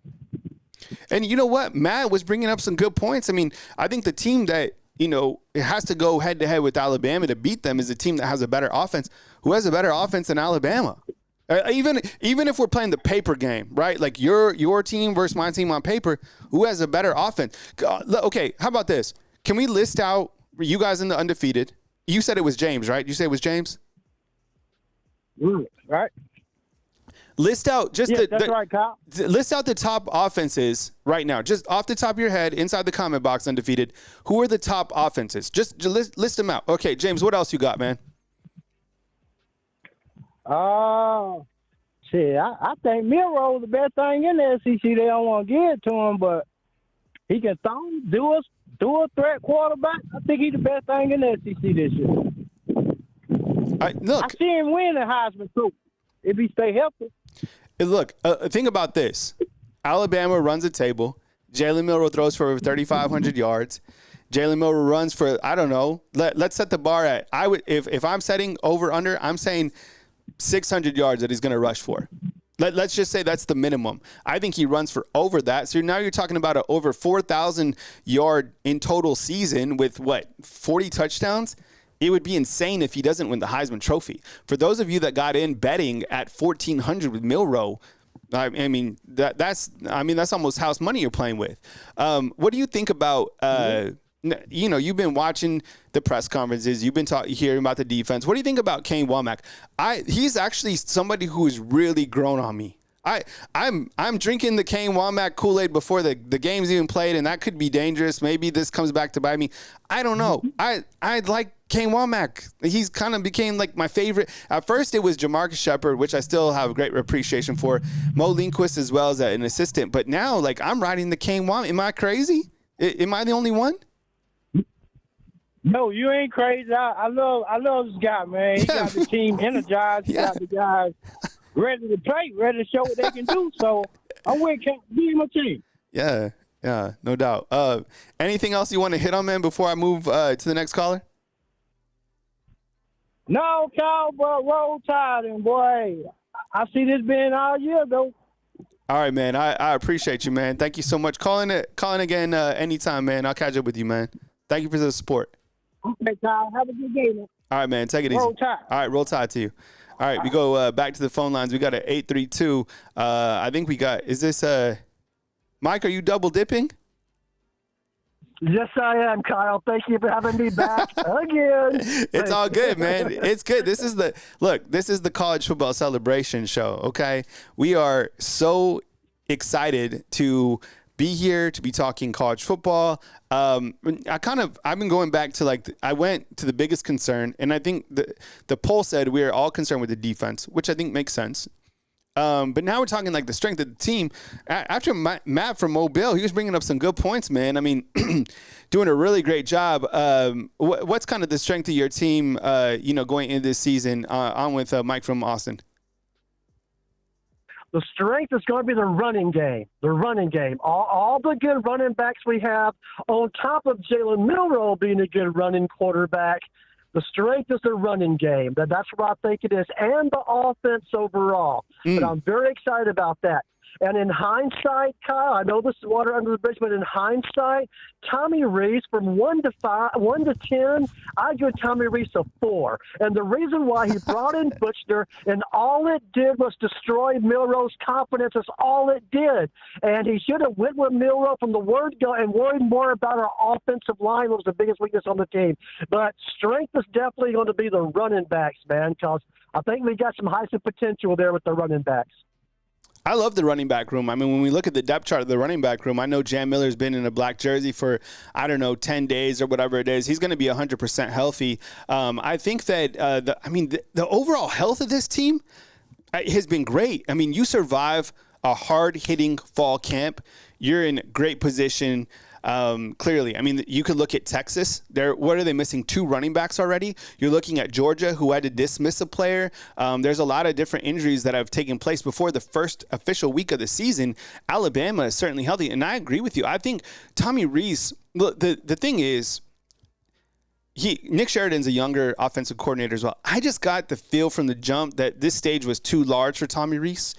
I feel like he was. You saw him. Remember up in the box, he was like completely stressed out. He didn't know how to drive this type of vehicle. Now Nick Sheridan will showcase his ability here coming up. But I think what gives me more confidence about Nick Sheridan is that Kalen DeBoer, it's his system, right? And then you have Jamarcus Shepard, who's the passing game coordinator, co-offensive coordinator. So I feel confident with Alabama's offense, plus compounded on the fact that you have these running backs who you're talking about, Justice Haynes, Jam Miller, Richard Young. I mean, these guys are about to go crazy behind an offensive line that is more athletic for this coming season. Patriot Life, what's up? I see you inside the comment box. What else you got? Well, on with Free Mike. Mike calling in from Austin, double dipping today, man. Take it away. Well, the great Nick Saban, we all know and love, he's off to a bad start with his picks because he picked the Florida State posers to be the top 4 teams in the country at the end. He picked them to be in the Final Four. So, Nick, you're off to a bad start on that one. It still may happen, but he's off to a bad start. But I think he has the authority on ESPN. But like I say, just on the weaknesses of the mighty Crimson Tide, the weakness, of course, going to be our defensive secondary, just because of all the turnover that we had. And we lost the best player in college football with Killer Dave, let's be honest. But with the turnover we have and just the lack of being a cohesive experience together, playing together a unit, but that may come together. But here's what I'm seeing playing out, Kyle. I would not, the Texas Longhorns, I would not doubt to see the Texas Longhorns flop. No, I'm not hoping for that. I live here in Texas. I don't know if that's going to happen or not, but I would not doubt to see the Texas Longhorns lose 5 or 6 games. I'm not kidding you. But and I would not doubt to see the Georgia Bulldogs lose 2 regular season games. As a matter of fact, I'm already calling it because it's hard to stay on top.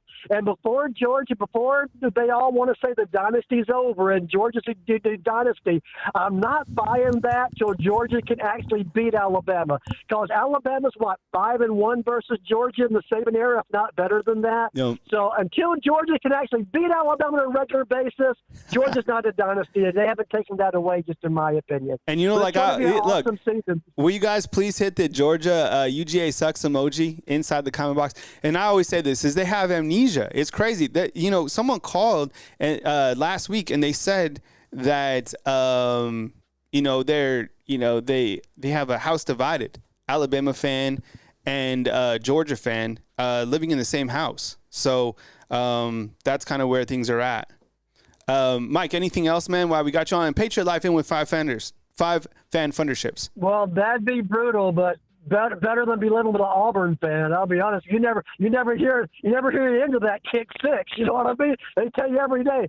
But no, Kyle, thank you for having me. Love you so. Glad you're back on. Glad you're taking phone calls again, man.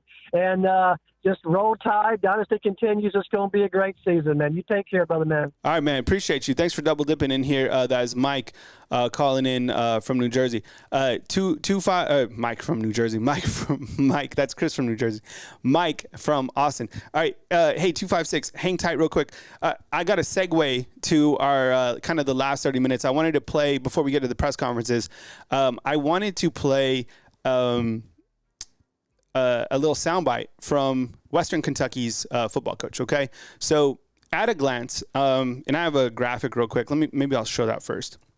So Alabama's taking on Western Kentucky. I'll go full screen on this.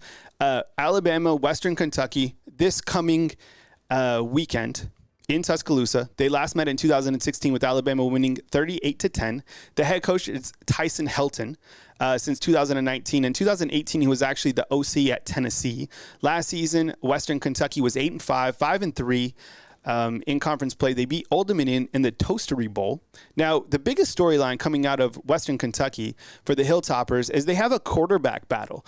I thought it would be TJ Finley. And then when I started kind of digging into it, look, this battle is still going on. And as you're going to hear from Coach Tyson Helton, look, he has not named a starting quarterback to my knowledge. I've watched both press conferences that he's had. I've read the headlines. I could not figure out who he's going to go with. So his quarterback battle, he's got some good options, to be honest.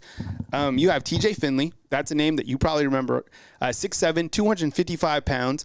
Faced Alabama in 2020 when he was the quarterback at LSU. Right? Amazing. But look at all the places he's been. He was at LSU, where he threw for 941 yards. He was at Auburn, threw for 600 yards. 2022, he was at Auburn, again, for 431 yards. This past season, he lit it up. 3,200 yards with 24 touchdowns at Texas State. Now he's at Western Kentucky. Okay, on the flip side, you have Caden Veltkamp, who's another massive dude, 6'6", 240 pounds. Against Old Dominion in the Toastery Bowl, he came in, he was 40 of 52 for 383 yards and 5 touchdowns. So here is head football coach Tyson Helton talking about Western Kentucky. Hey, if you like the content right here, if you like the delivery, if you like kind of all the graphics, think about becoming a fan funder, $2.99 to support the product. I do every single thing by myself. Super chat as well. Those are tips. Thank you so much for you guys being here. I'm going to take you guys all the way to 11:30, where we got Nick Sheridan, Kane Wommack, and Coach Kalen DeBoer at 12 p.m. Players are on Tuesday, and then on Wednesday, you got more assistant coaches at Alabama. Wednesday night, the Hey Coach show with Coach Kalen DeBoer. Here is Western Kentucky head football coach, courtesy of Western Kentucky football, and we'll play that right now. Yes, very excited about this 24 season coming up. Really like our football team. A lot of good men that are very passionate about trying to have a very successful season. A lot of new faces, like always. College football today You're going to have a lot of turnover, and we had a lot of turnover from last year. So there's going to be a lot of new faces out there. I think the guys have done a tremendous job competing over the summer. I think we got a lot better as a football team over the summer. I like the culture of our locker room. I like the guys that we've added. Now we got to go put the pads on, go out there and compete and see who the guys are going to be running out on the field for us. Looking at offensively, looking at a veteran offensive line that I think can be really, really good for us, and big men lead the way. We will have a quarterback competition again here, have a couple really good quarterbacks that we need to let go out there and compete. I'll make a decision probably 2 weeks left before the first game. I'll make that decision. When I make that decision, that will be who runs out there first, who's starting for the first game. Nothing ever stays the same. It is always competition, and I think we have a really, really good quarterback room. All right, I want to pause right there because he's done 2 press conferences. He says that he would name a starting quarterback 2 weeks before the season. He has not. In fact, I think I have another soundbite of him coming up talking about that continued competition at the quarterback play. We continue with the press conference. So whoever that person is, they need to perform. They need to perform well. And I do think that room, it takes all those men in that room for us to win. As our conference and our schedule, we really have a competitive conference this year, have a competitive schedule. Open up with Alabama, which we're really excited about. Expect them to be a really, really good football team like they always are. That'll be a great atmosphere for us to go down into in Tuscaloosa and get an opportunity to play them and see where we're at and try to go win that football game. And then we get to come home and play a really good EKU football team, an old rivalry. That's be awesome to be able to play that game. And then we have our first conference game, 100 Miles of Hate with Middle Tennessee, and it'll be a very competitive game like it always is, and then we'll go from there. So I think the first 5 or 6 games for us will be a very good challenge, and we need to play well. But I do like our football team. Like anything in college football, you got to stay healthy, and you got to do things the right way to go win games. But with that being said, answer any questions that you guys have. Now, there's a little bit of audio feedback on this one because this particular interview was held after a scrimmage, so I'll go to it. But it's a continuation of him talking about, and this was after their second scrimmage, talking about that continued quarterback battle. We continue with the press conference, and I'll pipe back on. Any closer to making that decision? No, I'll probably wait, about another week and a half kind of thing. And, even then, if I don't feel good about it, I'll keep it going. But both quarterbacks have had a really good camp so far.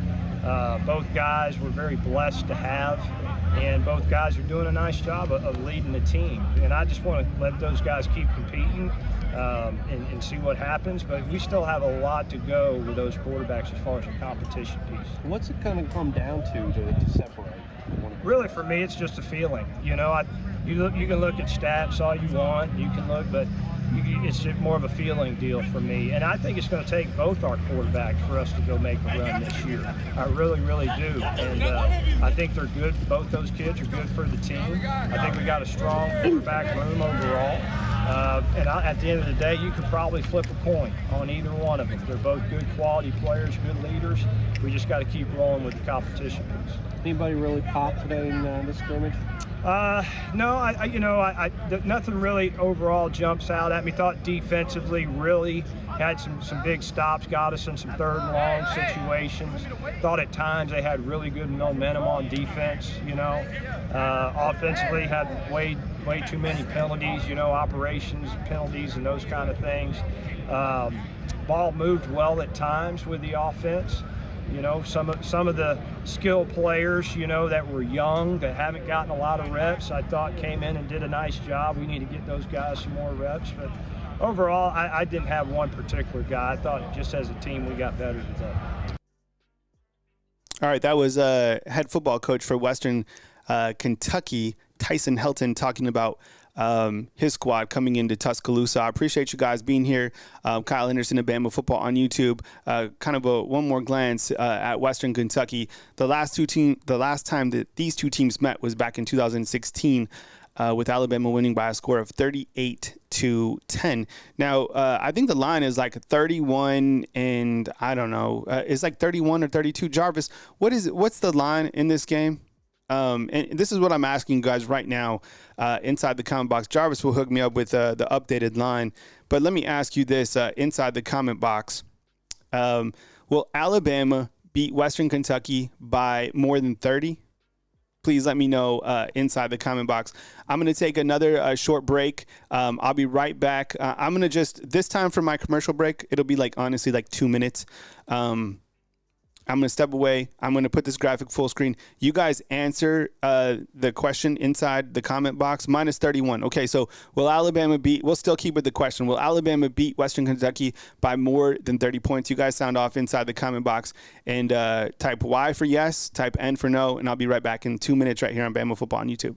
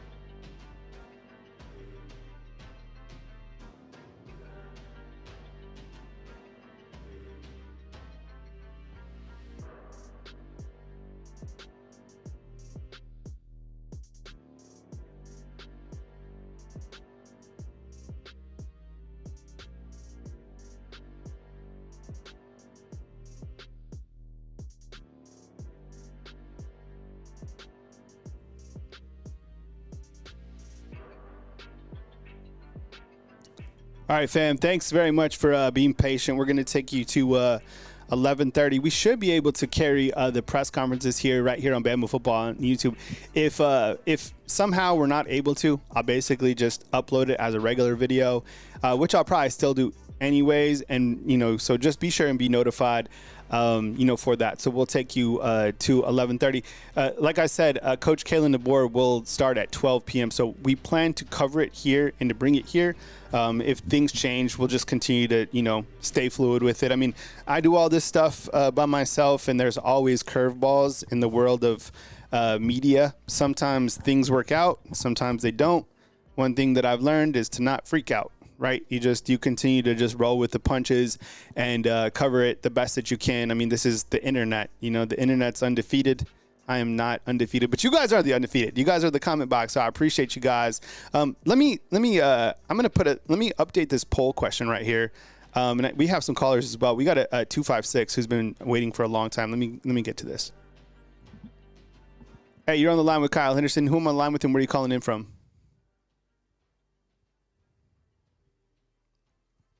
Hello, are you there? 256? Yes. Who is this? This is LaKendra. I'm calling from Huntsville. All right, man. Welcome. What? I missed your first name. What was it? LaKendrick. LaKendrick, what's up, man? I hope you're having a great Monday, man. Welcome on into the show, man. Thanks for calling in from Huntsville, man. It's your show. Take it away, buddy. Oh, yeah, man. I just want to piggyback on the guy that said that Alabama was going 12-0. Go ahead, man. And I feel like it's very accurate because if you really look at where we're at as far as a team, I feel like defense-wise, we shouldn't even worry about that because we're well put together on that side of the ball. And not only that, we got Jalen Miro coming back. That's a plus. With Coach DeBoer, they haven't seen an offense like Coach DeBoer. So with us and what we got coming this year, it's going to be hard to stop. And I still don't understand why Oregon, Texas, and Ohio State is in front of Alabama in the preseason poll. So that's another factor. How do we feel about this Oregon team? Because look, Texas. I think we have an appreciation for Texas because they came to Alabama. They punched Alabama in the mouth. But most importantly, other than that, I think collectively, us as Alabama fans, we have respect for Steve Sarkisian. Not for like the fans are Texas fans are crazy. They're like Dallas Cowboy fans. I'm not a Dallas Cowboy fan, by the way. And if you are, every year is your year, this and that. But Steve Sarkisian, he's quality. Like, he'd probably be the first coach to get like $1 billion. Can you see some Texas? I can see this. Headlines before their headlines. Steve Sarkisian, first college football coach to make $1 billion a year. I mean, that win that he had against Alabama will last for eternity. It'll be up there higher than if they ever win a championship. I promise you. But look though, Kyle, before you say anything, you got to look at this though.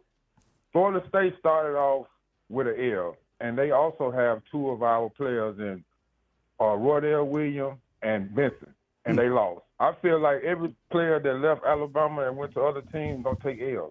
Ohio State, Texas, whoever else that got our players, they gonna take L's. And I ain't talking about just one. Ryan Day's the other one too. I mean, it's amazing that.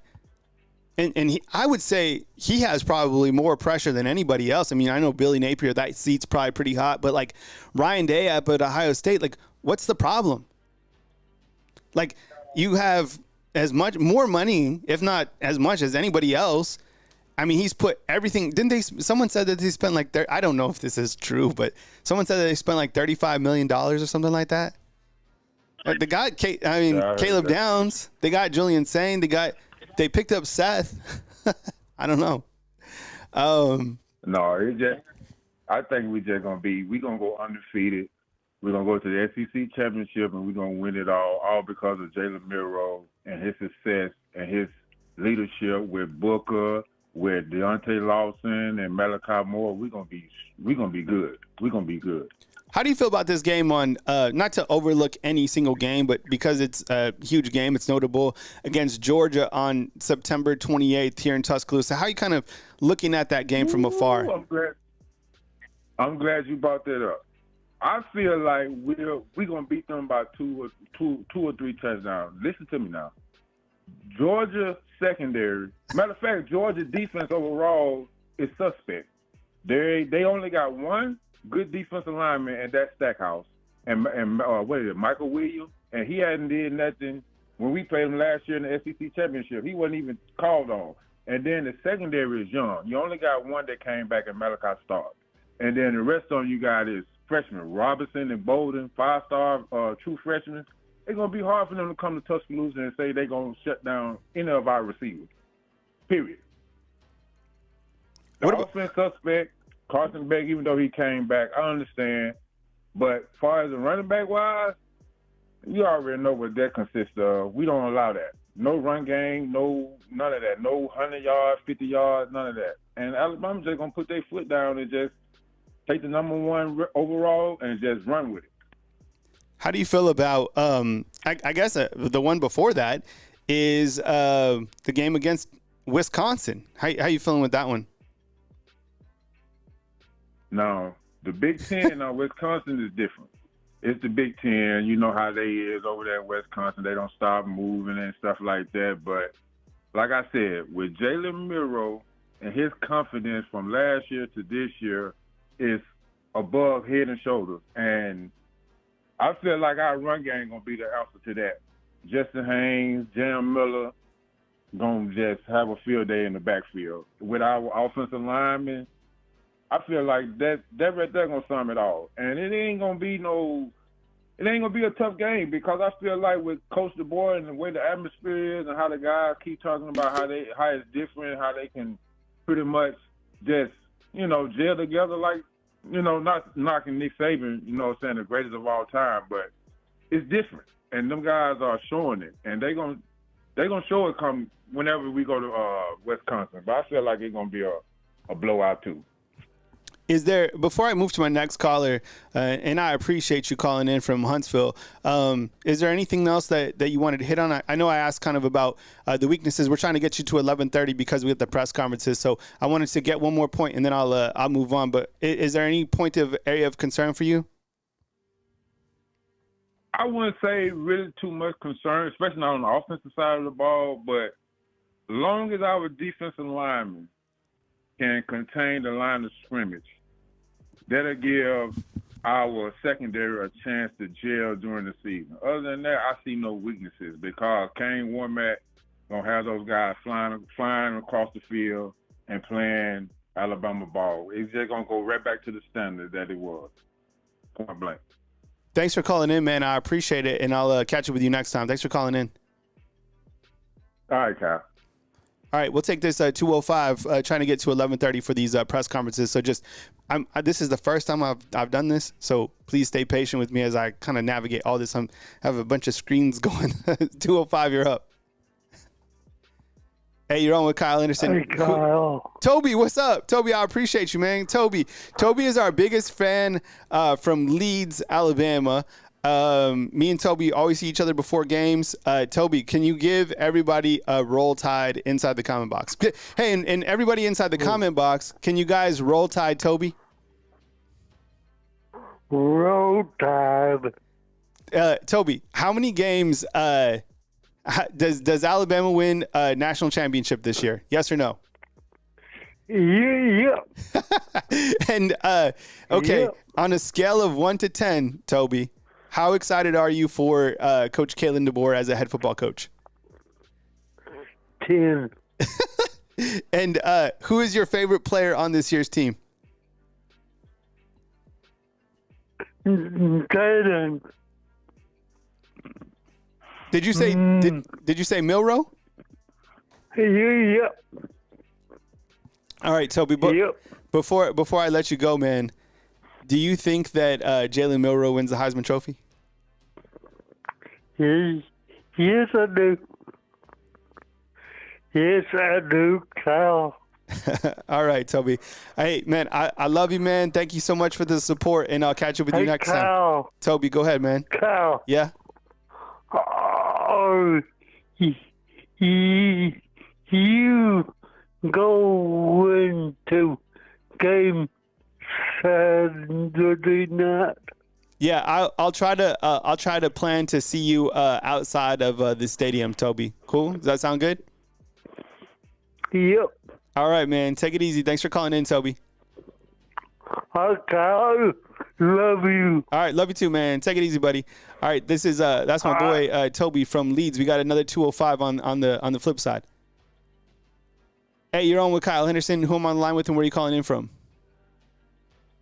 It's Big Meat calling in from Birmingham, baby. What's up, man? I appreciate you calling in, man. Thank you so much. We're if I cut you, if I interject, I'm doing it because we're going to the press conferences, man. But welcome on into the show, and thanks for being here on this fine Monday, man. Come with it, man.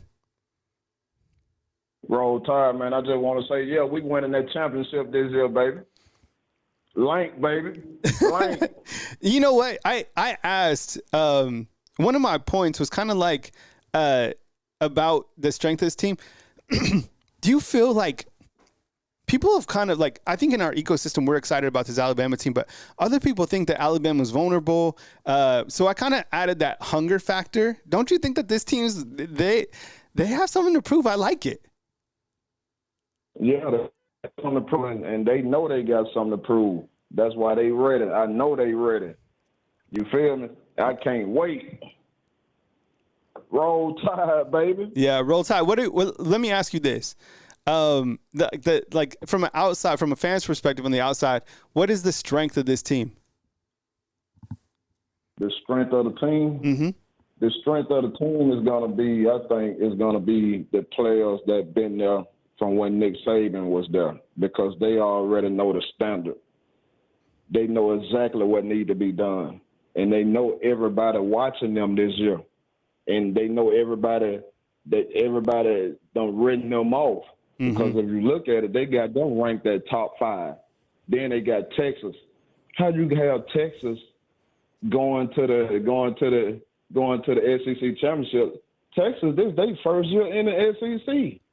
That's really disrespectful to Alabama. Mm-hmm. Even though Kalen DeBoer, this is his first year, but you still got the players. The players is the one that getting on the field playing the game.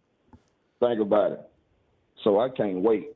And you know what I like what Coach Kalen DeBoer has done is he's brought in former guys. You know, he's brought in a good mix of guys, but he's brought in guys that were under Coach Saban to still maintain that standard and that psychological disposition of, you will, like, you know, and look, I don't know. Coach Saban said that he hasn't even been to the practice facility since he retired, which I think is amazing, because that's a sign of a person who left with class, with dignity, right? And he left kind of like on his own, right? And I like that. I think okay. Hey, we have the press conferences, man. So I got to bounce, but I appreciate you. Thank you so much for being here, man. Oh yeah, no problem, man. Thank you, man, for having the show, man. I love watching your show. Thank you very much, man. I really good work, man. Roll Tide. Roll Tide, team, man. All right. Okay, we got the press conferences in. Let's see. Should be taking place anytime. When they come in, looks like Nick Sheridan will be first, and I'll go full screen. All right, we're joined by offensive coordinator Nick Sheridan. We'll have Coach just begin with the opening statement about being game week and the excitement about playing with Western Kentucky, and then we'll open up some questions. So, Coach, whenever you're ready. Yeah, thanks, guys, for being here. Obviously, super excited. This is just a fun time of the year. You know, you work so hard. And just really proud of the players and the staff for all the hard work that they put in. And we're excited about the opportunity, you know, against a program that lots of coaches on our staff have familiarity with, and a staff that we have a tremendous amount of respect in, you know, with Coach Helton, Coach Summers.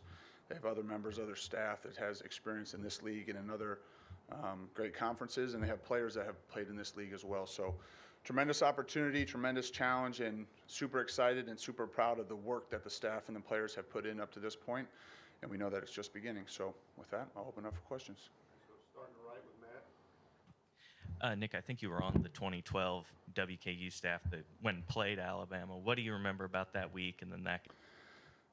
Oh, that's a good question. 2012. I thought there was really, really great players and coaches here at Alabama that we were competing against. And it was an incredible environment. You know, I can remember, just the songs, the pageantry, the history, tradition. You certainly feel that when you come to a place like Alabama. I can remember specifically hearing Coach Bryant's voice about calling your mom.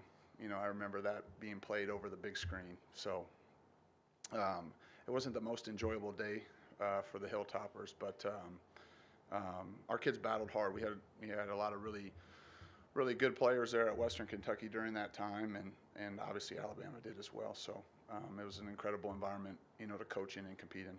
Stand on the right side, front row with Nick. Yeah, what would you like to see from Jalen in this first game? Well, I think all of our players were looking for execution. We're looking for communication, fundamentals, good decision making, you know, playing together, and playing with great effort and toughness. And so I think that goes for every position, and certainly the quarterback's a part of that. All right, go to the left side, Tony. Where do things stand right now with the right tackle battle, and just how confident are you feeling about both those guys heading into the game? I feel very confident in both of them, and as far as what that'll look like to start the game and as throughout the game, we'll wait till Saturday before we let the opponent know exactly what that'll look like. But they both have had very good camps, have had very good moments, and we're excited about them. Back row on the right side, Ryan. Coach, as the fans learn more about you, Coach DeBoer and Coach Wommack, what's a tradition that you do before a game? Any superstitions or anything like that? Or do you eat a certain thing, something that the fans will learn about you? No, nothing super specific other than, hugging and kissing my kids and my wife, and that's really it. That's enough for me. So, nothing. No, nothing that way. I played baseball growing up, but I wouldn't say I'm superstitious. Maybe a little stitious, but that's about it. Go to the left side, Steven. Coach, how have you seen the consistency grow with guys like Bubba Hampton and just other the younger receivers, Rico Scott as well in that room? So ask the question again. I heard the names. Just the consistency of the young receivers, Bubba Hampton, Rico Scott, how they've grown in that receiver room? Well, I think they've grown each and every day that they've been here, and that's for every young player, and that's for every player in our program. We expect them to continue to improve. I think there's a lot of really quality young players in that room, and I know Coach Shep and TG and the rest of the guys, they're pouring into them, and I think that's the challenge. When you're a young player, it's usually not a skill issue. Those guys can run and can jump and can catch and cut and all the things that's why they're here. But we're trying to help them just become complete players each and every day. And, the guys that you mentioned, there's others in that room as well that are coming along. And their mindset's been great. Their willingness to work and be coached has been great. And so we expect big things out of, not just those guys, but other young players in that room. Stick on the right side with Emily Grace here. Coach, continuing on the wide receiver discussion, what checkpoints do you want to see them reach in game one? I don't think there's anything specific to them that's different from the rest of the guys. Kind of to the question about Jalen, what we're looking for in the first game. We want to play winning football, and I think that comes down to doing the simple things really well. And so for all of those guys, specifically for wide receivers, you're looking for them to line up quickly, execute their assignment as fast as possible, make the simple plays. And, when opportunities for big plays or their talent to take over, you want to see that come out. But ultimately, I think for all the positions, you want to see just simple execution, good communication, good fundamentals, alignment, assignment, technique, those types of things. That's what we're looking for. Right side here, Charlie. Speaking of communication, just how have you seen the offensive line come together as a group over the course of 20-plus practices? I think there's been tremendous growth in that group. I think the leadership there, led by Tyler Booker, has been outstanding. I think the accountability in the group is high. I think there's a lot of pride in that room. And so they've continued to improve and get better. I think the camaraderie and brotherhood in that room has grown. I think you see guys that genuinely care about one another. I think you see guys that are willing to confront and demand each other because they know that they trust those people. They know that each one of them has each other's best interest in mind. And so, there's been a lot of growth, and I think Coach Cap's done a great job, as well as the other young coaches in that room. They've done a really nice job. Jump on the far left side there. Hey, Coach, from a health standpoint, can you just give us an update on the status of running back Jam Miller, Jaden Roberts, and other dudes that were just nicked or banged up throughout fall camp? Can you just give us a status update coming to the game? I appreciate the question, but no. I'll let Coach handle all those questions. But, I'll let Coach DeBoer talk about any of the status of the players. But I appreciate and respect the question.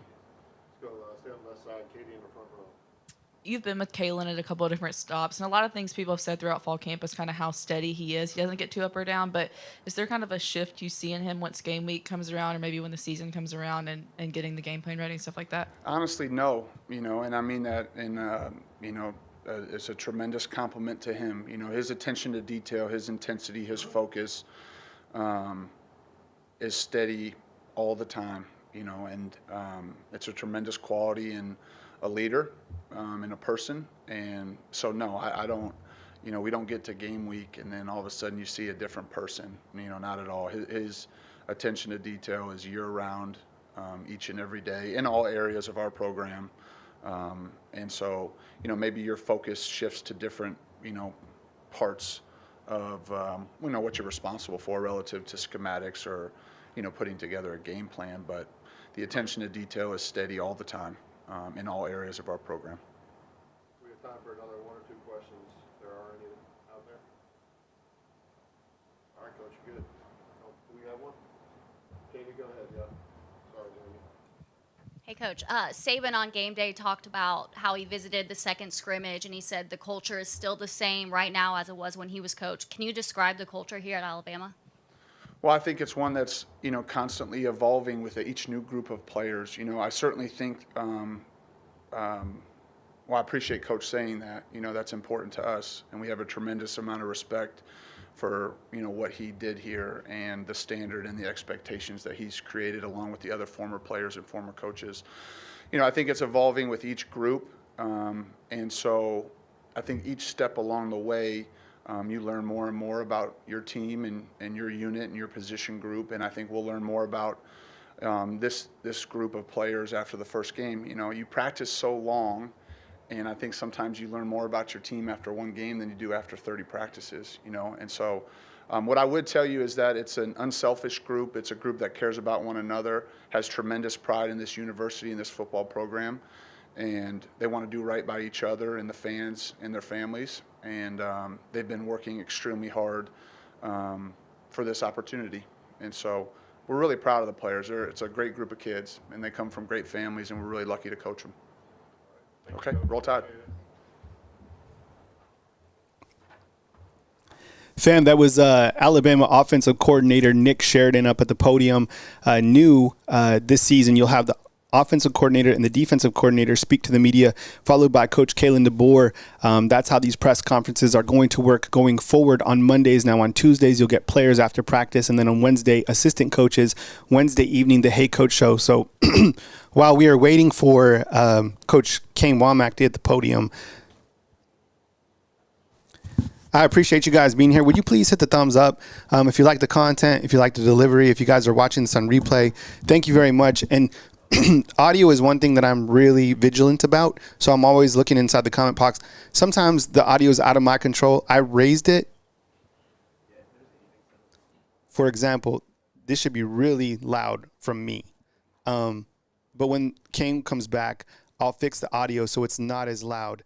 So I'm always messing with the audio, and I'm always looking inside the comment box. So you're going to see a pause real quick, and then we'll have Coach Kane Wommack up at the podium. I'll raise the audio, and then I'll come back in once he's done. All right, joined by Coach Wommack. I'm going to have Coach make an opening statement. The excitement of game week being here and facing Western Kentucky, and then we'll go ahead and take questions after that. Coach? Yeah, I excited to finally be in game week. Obviously, it's been a whirlwind 8 months for our guys, for us as a coaching staff, a lot to get done, and what 8 months may sound like a long time, but it's a very short window to get all the things you need in order to get a football team prepared to go execute on on Saturday. And so I think Coach DeBoer's done a really tremendous job just preparing our guys through all the situations, getting our guys prepared for all the things that they need to in order to execute and maximize their opportunities. I think from a workload standpoint, our strength staff, our training staff has done a really tremendous job navigating our guys, getting them ready for fall camp, and then getting them ready here for the season. I think the days leading up from the last scrimmage that we had, whatever that was, a little over a week ago, to where we are right now. We've done a great job of managing their bodies and getting some of their legs back and all those things, and still being physical and keeping the main thing at the same time. And so here we are at game week, and we've got a little bit of a jump on Western Kentucky than we would on a normal Monday, which is really nice to kind of ease into to that first game plan and let our guys get a feel for how we run scout teams, how we game plan. Most of our offseason is spent on teaching the guys from a defensive perspective. We teach them the defensive concepts. We never teach them exactly, what their job is. We talk about the bigger concept of the defense. This is how we play cover 3. This is how we play cover 1. Now here's your role within the framework of the defense. Here's how teams are going to attack us in these coverages, the weaknesses, the strengths, all those things. Then we talk about the situational application. Here's how cover 3 or this call is applied on 3rd down versus the red zone versus 2-minute when they need a field goal and 2-minute when they need a touchdown. Those are 2 totally different scenarios, and we apply our concepts differently. But now the majority of time will be focused on offensive recognition, and I think that's where we have done a great job over the years in getting our players to play defense with anticipation, whereas defense is inherently reactionary. We're starting to get our guys to understand those formations, those concepts that will happen in downs to downs where a guy can make a difference in a ball game. And so our players are leaning into that really well. We've got some very smart young men on defense, some guys that have seen a lot of ball, some guys that have not seen a lot of collegiate football. And I think our leaders are doing a really good job of kind of setting the tone of what those scout periods are supposed to look like. So it's game week. We're ready to roll. Thank you, Coach. Let's start with left side, Chase. Coach, wanted to ask you about communication in the secondary. Malachi Moore being a veteran in the middle of the field, how much has he been able to lead the secondary in that respect? And other than Malachi, who are some of the best communicators back there?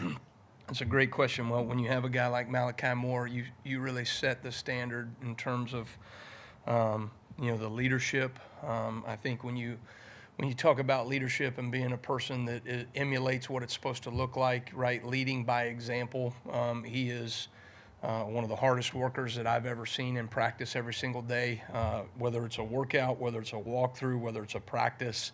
He really has sets the standard of what it's supposed to look like, down in and down out, play in and play out. When he goes to the sideline, he's constantly communicating with other guys on the defense about what we need to fix, what we saw out there in real time. Him and Deontay Lawson, I think, are truly special communicators that have had a lot of experience in this defense.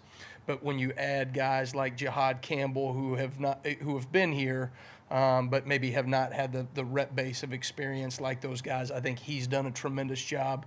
But particularly on the back end, I think Keon Sabb has been phenomenal. His ability, I was so impressed even with week 1. When he got here and we started doing some little walkthroughs and meetings and all that kind of stuff, his retention of our defense, and now he's starting to play with anticipation. He's communicating at a high level, and if you can keep up with Malachi Moore, I think that's a pretty great job there. Stay on left side, Tony. You've got kind of an interesting case with TJ Finley. This will be his 3rd time playing Alabama with his 3rd school, and then you also faced him at South last year. Does that affect the way you scout him? And then having seen him before, what does he offer as a quarterback? Yeah, obviously when a player has had experience, right, playing against a team, right, there's a certain level of comfort, especially if you've been in a stadium or whatever that may be. But then, when you've faced a guy, you've seen in real time how he responds to success, how he responds to adversity.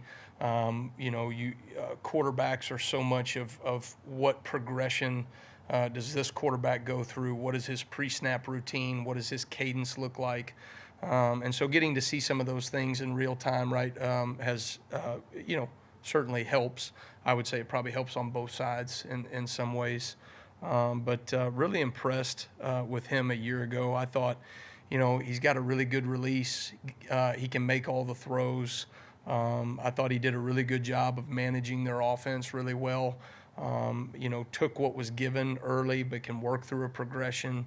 And so it'll be interesting to see how, Tyson and their staff utilizes him maybe different than what G.J. Kinney did or the Auburn staff before that or whatever it may be, right? But I think he's got a skill set that you can utilize in a number of different ways. And then, he's a big son of a gun, and so he's a guy that can fall forward, right? And if he does, he's going to go for 3 or 4 yards just getting downhill. One of the things that we really lean into are what are their, escape styles. You know, he may have a very different escape style than what we've seen from Ty Simpson or Jalen Milroe, and those are things that we want to get our guys very clued into as we're getting ready to match these guys up from a personnel standpoint. Jump to the right side of Charlie. Just what kind of progress have you seen from the cornerback group as a whole from practice 1 through now, I guess 21 or 20? And then is that a group that you can maybe envision playing multiple guys at in game 1? Yeah, I think I think Maurice Linquist does a tremendous job, and he's done a tremendous job with those players. You know, you look at it, whether they're guys that have experience in college football but did not play here at Alabama, or they're young freshmen. I think everyone that in that room is trending in the right direction, and that to me is a great indicator of tremendous coaching. I think it's also a tremendous indicator of young men that have an opportunity and are trying to make the most of their opportunity. And so, you know, when you got guys like Damani Jackson who have played, you know, the game, but he's learning a new defense, right? He's learning a new culture, a new system, a way of doing things, right? I think he has really taken to that. I've seen great leaps from him. Deshaun Jones has really done a tremendous job in a short amount of time. I think from where he got when he got here to where he is right now, just physically, I think he's changed his body. You often don't see that from older players, but I think his body has changed, and that's a credit to Dave Blue and our strength staff as well. But those younger freshmen have been really impressive to me. You know, when you look at guys that are, you know, all three of those young freshman DBs, right, should have still been in high school this spring. And what was impressive to me is when they would make a mistake, they would work to correct it and often would not make it again. I think each one of them have taken a major step forward through the offseason, through the summertime and into fall camp. And so you're going to see a lot of them play. And so I think it's something that's really exciting. I've said this before, experience is finite. Sometimes we're going to have to go through some of those adversities, right? You're going to take your lumps every now and then as a young freshman. But what I've been excited about is those guys have shown that when they do make a mistake that they can get it fixed moving forward. And if they'll do that, you know, they'll continue to elevate their game throughout the season. Yeah, I believe, what was it 22 that you faced Western Kentucky at South Alabama? I mean, what stands out about their offense and the challenges there that they do? Well, I've always been impressed with Tyson Helton, with Clay Helton. I've gone against those guys. You know, they really kind of come from the, you know, all of those guys. Brom, you know, Jeff Brom and the Petrinos and some of what they do schematically, I think is one of the better offensive systems in the country right now. They do a really good job of attacking you vertically down the field, but they take easy access throws as you give them in the passing game. They're creative in the run game. They're not afraid to run their quarterback and get in some of the 1+ offensive game as well to create, you know, extra matchups and extra numbers at the point of attack in the run game. And then, you know, I think, you know, they're creative guys. I mean, they're going to utilize tempo to their advantage. They do a really good job of working formations in and out of tempo, a lot of different formations and nuances that maybe you haven't worked that you got to be able to fix in real time in a game. And then, you know, you see all types of tricks. You see all types of different shots and stuff like that. I think, you know, they're aggressive play callers, and I think, you know, it's something that's I've seen them over the years, and it's really admirable, right, the way they go about things, and it's impressive how aggressive they are in certain areas. So we'll have our work cut out for us. This is, you know, you can say what you want about a group of 5 versus Power 4 matchup, whatever we are now, but you know, this is a very dynamic offense, and they will challenge us in a number of ways schematically. So we'll have our work cut out for us. Have you utilized Brian Ellis at all, given his experience working with Tyson on that staff? You know, we're going to utilize all the resources of our program and personnel and people and experiences that they've had to maximize our opportunity for game day. Go to the left side, Steven. He had to wait his time, Coach, but what impresses you the most about Q Robinson as one of those Wolf guys? Yeah, I think, you know, Q has been here a long time. He's worked his tail off day in and day out.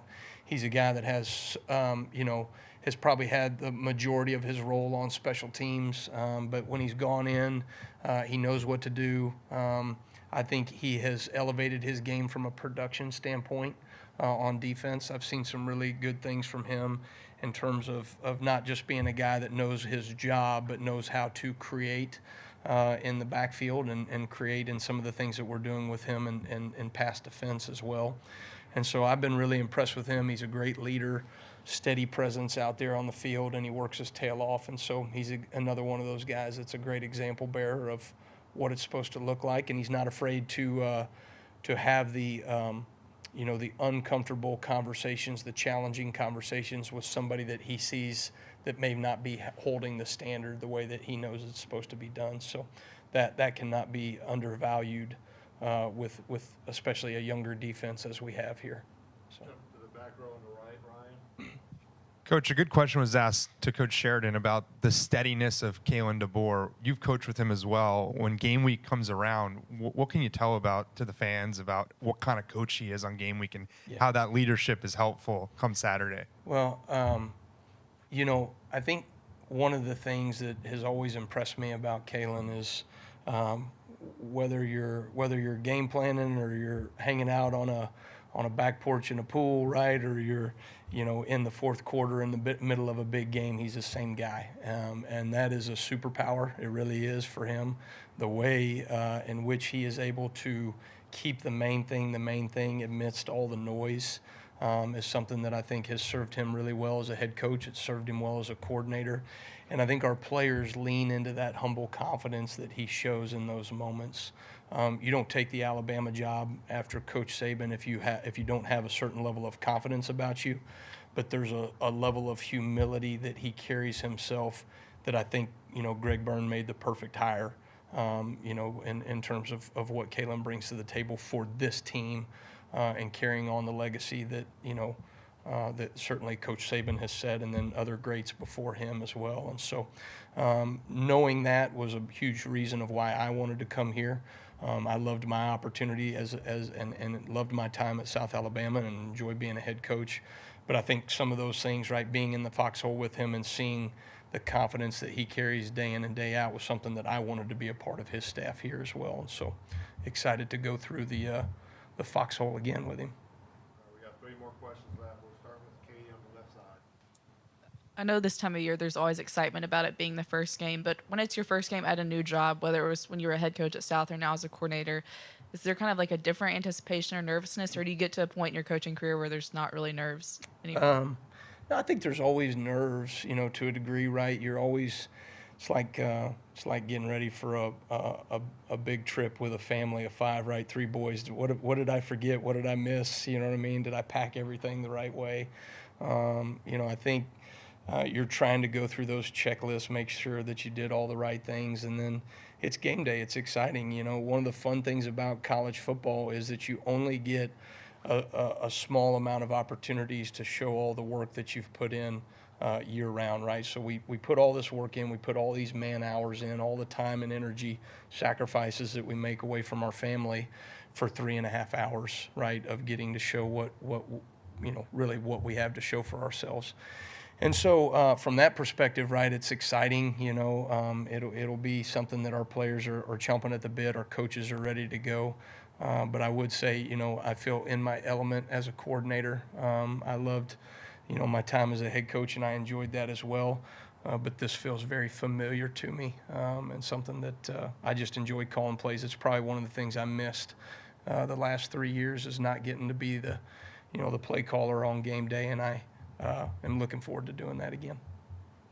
Finish Kennington in the front row, then we'll have Emily Grace.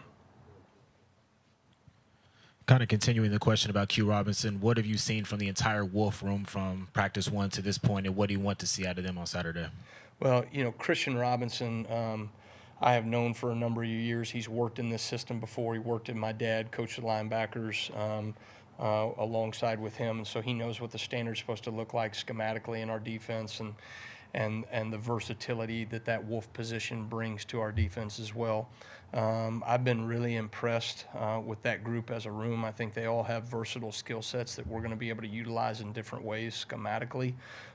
Personnel groupings that we have on the field, right? You may see multiple of those guys at different times in the games, depending on the situation. And so their ability to do multiple things from a mental standpoint and then from a physical standpoint will allow us to utilize them in a number of different ways. And so I think Christian's done a really good job of getting them prepared for that, and I think those guys have really leaned into that process as well.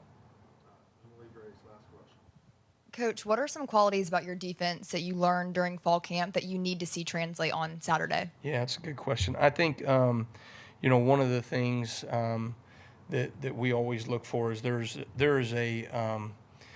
an energy that you have to play the game with from a defensive standpoint. There's a certain level of juice. There's a physicality that the game is supposed to be played with from a defensive standpoint. I think when you turn on the tape, and really watching as a head coach the last 3 years has only solidified that in my mind of how the game is supposed to be played defensively. When you turn on the tape, it is evident that those guys play at a fever pitch or they don't. And we always want to be the team that when you turn on the tape, right, we are playing a swarm defense mentality football, right? 11 bodies that are responsible of stopping the offense with a run or pass. They're playing with tremendous effort and finish.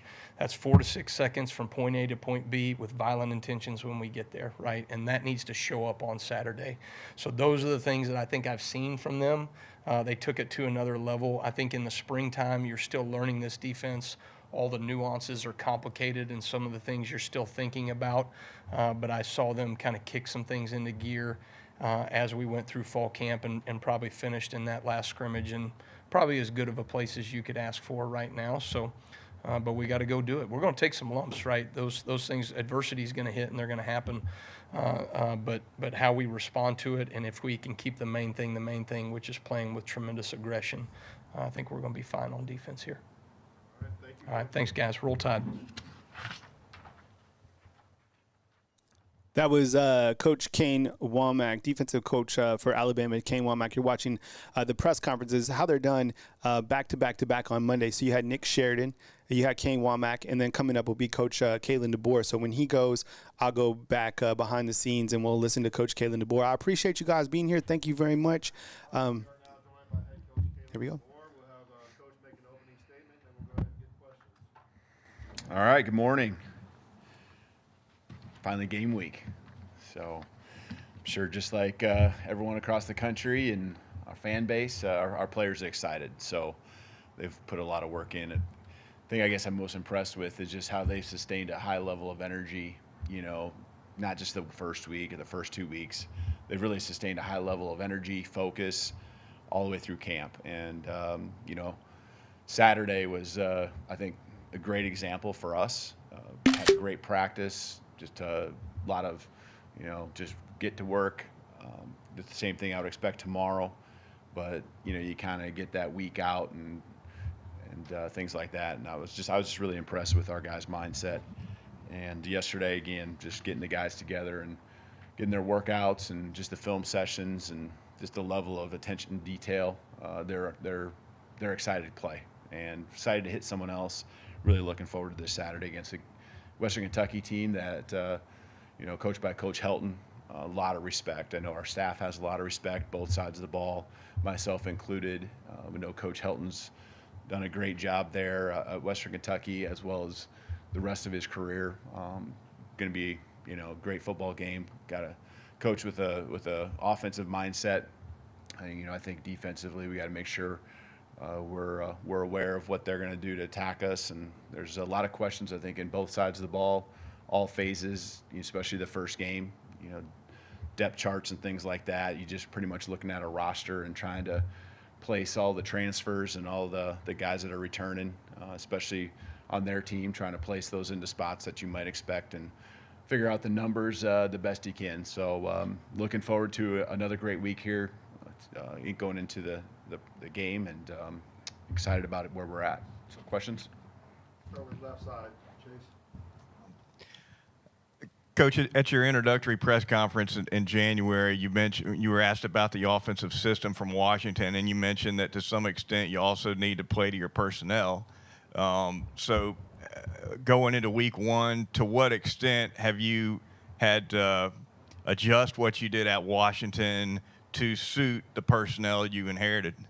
Yeah, I think every year. It isn't even just about one school to another. I think it's the roster you have.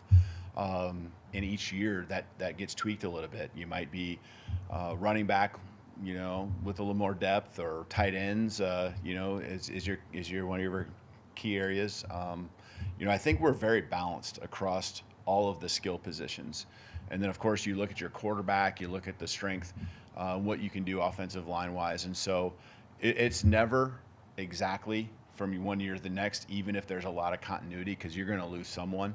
So there's certainly some adjustments that Coach Sheridan, our staff, has done in really working with the personnel. So, that will continue to evolve as the season goes along. You have guys that continue to improve, especially younger guys or guys that are kind of taking those next steps. They'll make those big steps, and you'll really incorporate them, and it might be a package at some point that they're incorporated in, and then all of a sudden it's something where they're a regular player and maybe even a starter.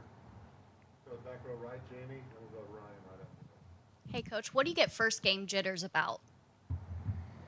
Well, I talked to the team, and I think what it really comes down to, are you asking specifically for me? I don't know if we get like jitters, but I think it's good to have butterflies, right? It's good to have like an excitement, just excited for the week. And, we talk to our guys about, whether it's nervousness or anxiety, butterflies, that's not a bad thing, because it means it's really important. It means that they've put a lot into it and they want to perform well. I think it always comes down to your preparation. And if you've prepared the best you can and you're ready, and more than your opponent, and done everything possible all week long, as well as your teammates. And when you're prepared well, you're going to be confident, and that's the whole key. That's the whole key, and it just doesn't start this week. It's something that's been ongoing since the day the staff got here, since the first day of workouts in the winter. There's just a mindset that's been and happening, and we talk about creating an attitude, not installing special plays that help your attitude. You create an attitude all year long. And so, if you're anxious and things like that, it means you're a little bit unsure. And so I really, I'm excited about the way we've prepared. And so, it's going to be important to these guys. For me, I think it's just a matter of making sure, again, I'm prepared with all the things, whether it's the schedule leading up to kickoff, whether it's just making sure, all the staff is aligned with our communication and how we want that to flow, that our guys understand, all the little details, especially a first game. We've gone through that over the last couple of weeks with little mock games and mock Saturdays, and talked about the hotel on Friday and Saturday, what that's all going to look like. We've kind of wrapped that up on Saturday with some final things in the stadium, just on even which sideline and where the benches are and who's sitting where. And we've talked about the tablets and all that kind of stuff, and the coach-to-player communication. There's a lot of new things even this year that are specific to college football, but obviously there's even more when it comes to a new staff and just everyone being on the same page. Coach, piggybacking off of that, a two-parter, just to be a part of Saturday in Tuscaloosa. You were at the spring, but it's obviously a lot different. How excited are you and your family to be a part of that? And I asked Nick as well, do you have any traditions that you do before a game, something you eat, something the fans will learn more about you? There is not a lot. Pretty boring, probably that way. Not a lot of things that I feel I have to. I mean, it's all about the schedule, and the schedule, I guess, would probably be the thing I feel the most strong about, that you're eating within a certain time frame before the game, and what that morning walkthrough looks like, and kind of roughly when that is. It changes if it's a morning game, afternoon game, evening game, but I also want to hear what our players have done, and so there's a couple things on Friday that we'll tweak maybe from what I've done, and it's really, I've been okay with it at other places. It's just a matter of, those teams didn't want to do some of those things. It might be when you do your chapel, Maybe we win you the other activities. Do teams like go to movies and things like that on Friday? So a lot of those things, I think from team to team, it's always different. Back over to the left side, Tony. I think Sheridan said you were the one that asked for an injury update. Do you have specific updates maybe on Jaden Roberts, Jam Miller, and Jeremiah Alexander? Yep. Jaden and Jam, I would expect to practice and be ready to go. And then who's the third one? Jeremiah. Would not probably expect him. And I know, you guys have seen him and just know the timeline, but he'll be close. He'll be close. Emily Grace, back right. Coach, this time a year ago, you were prepping for your first game at Washington, and now you're here wearing crimson. What's the most important thing that you've learned about yourself in the last year or so? I think you just always are confirming the things that you believe in, whether it's football related, whether it's just staff related, and how you bring a team together. You just always trying to adjust and evolve, but also confirm the things that are like your real deep beliefs. And a year ago, a lot of those things continue to just be verified. And as we bring it together, you kind of look to those things and are counting on those things to help build this team and what we're trying to accomplish here at Alabama. Charlie, on the right side. Hey, Coach. After the first couple of days of camp, you spoke highly about the steps that Jalen Milroe took. Just how have you seen him maybe continue on that trajectory over the course of the preseason? Sure, he's been consistent, and that's what I think one of the biggest qualities that you can have is consistent. Obviously you want it consistently at the highest level you possibly can, but you want to walk on the field, and this is for any player, but I think this is something that Jalen's done a better and better job of since we've gotten here, and it's what you're going to get when you get out there. Whether it's the attitude and the effort. Again, the play on the field. There really haven't been some crazy highs or crazy lows. I think he's just continued to build, continued to work with his guys, whether it's the offensive line and the communication and making sure he's on the same page with maybe protections, run checks or whatever it might be, the receiving core on timing of routes, a lot of communication. I think he continued to grow and evolve, as well. So the consistency, I really have an appreciation for what he's done. He's been really patient going way back to the spring on letting us, just put the offense in the progression that we're used to and the things that we see. You always see things that you want to get in, and these are the things that you did really well, and we get to those. But there's a progression with the teaching that's happened, and I just appreciate the patience he's had from the very beginning when we got here on getting through all of it and now being ready to play week one. Time for a few more questions, starting with Steven. Coach, can you speak on just the consistency of King of Oldham as a complete receiver? Yeah, Caleb, as a young guy coming in, he really, turned our heads, this spring, just because it felt like he was always lined up in the right spot and never did see him overwhelmed physically with his height. There was times where he actually stood out and made some really big plays and continued to do that. Going over the top of guys is something that, is going to be, a great value to our football team, not just this year, but in the years to come. So he's just been steady, that's a great quality. And I think he is someone who really, looks at things and learns from his mistakes, obviously, but also learns from others. And so got a great want to about him. He really wants to do big things, and each and every day puts in the work. So I'm proud of what he's done up to this point. You put him out on the football field, and you're not really looking at him worried about, man, does he know what he's doing? That's not the case with him. Question standing up all the way in the back. What will you be thinking about the moment you walk out of the tunnel at game time on Saturday, knowing this is the real thing? Yeah, I think when it gets to this now, you're in, game mode. And as much as this is a different setting for me, this is another football game, and every game is really big and important. And so you're in game mode, making sure, again, all the kind of the things we had talked about earlier, the communication's all in order, and the teams, what's the coin toss and how are we operating there? Just all those little steps that you take I can't say it's going to be that much different. I think the spring game for me probably is one of those moments where you have some perspective on, how far we come and as a team and where we're at. But this is about playing our game and doing what we need to do and making sure we're at the highest level possible. Go to Nick on the front right, then we'll wrap up with Katie. Go ahead, Nick. You mentioned the helmet communications. What are you telling your coaches, and what's your approach in terms of not overwhelming with information, but presenting enough information? I thought they've done a really good job the last couple weeks. Really, the scrimmages, we really tried to lock in on, the times where, just what's this going to feel like? And there's 2 major scrimmages, but we scrimmage and move the ball a lot against each other, offense and defensively, all through fall camp.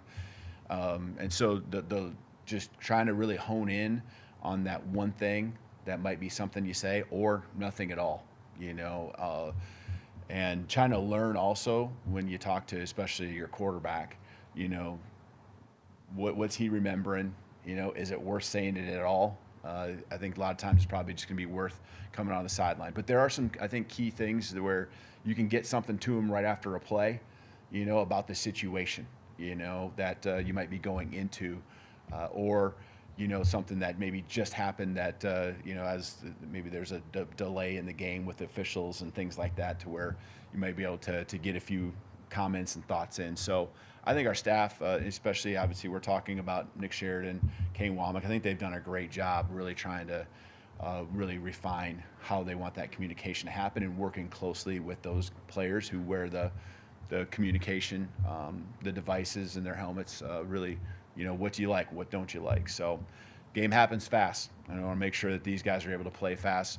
The preparation, again, throughout the week, the preparation we've had all fall camp, that's what these guys got to really rely on for most of what they're gonna get. And in between series, hey, we'll talk all we want. The tablets, all that kind of stuff comes into play, and really be ready to go out for the next series. All right, Katie. Nick Saban said on ESPN this weekend that when he watched the second scrimmage that it looked like the team still had the same culture from when he was here. Just kind of how do you think you were able to accomplish that, and how much of that was the returning players kind of trying to – and you said when you got here the standard is Alabama. How were the returning players kind of helpful in keeping that same standard? Yeah, well, I think Coach certainly pushed that standard each and every day, and fortunately we have a lot of guys who understand what that's supposed to look like. And it's great that we have those leaders, our players. We have some staff, with a few coaches that were here with Coach, and they've continued to just be front and center in leading the rest of the guys that are new to the program or new players that have come in. And it's something I know we care for a lot with the culture of our program. Very, very, it's an important deal to me. And there's a style of play that wins football games, and that's really what we're focused on. But there's a lot of details and a lot of things off the field that are really important to, playing at the highest level and being this program that's been at that level for so many years, so many decades. So, but yeah, I appreciate those comments from Coach and that perspective. All right, thank you, Coach. All right, thank you. Roll Tide. All right, that was Coach Kalen DeBoer. We appreciate you guys being here right here on Bama Football on YouTube. Thank you so much, Kyle Henderson, Bama Football on YouTube. I hope you guys enjoyed today's show, and be sure and hit the thumbs up, like, and subscribe. Now at 107,000 subscribers right here on Bama Football on YouTube. I appreciate you guys more than you know. Get inside the comment box. Let me know what you think about the press conference. Give me 1 second, and I'll come back to close it out. All right, let me upload this on this other side. Hey, did you guys enjoy the format of today's show? I appreciate you guys for hanging out with me and, being here today. I mean, it's a great privilege to be here right here on Bama Football on YouTube with you guys. I know you have a lot of different, places that you could be, but you guys are here with me right here on Bama Football on YouTube. So yeah, thanks. I appreciate you guys. Thank you very much. That was, it's different covering the team this year because, you get access in different ways, right? We never heard from the OC and DC. Give me 1 second. I need to upload this.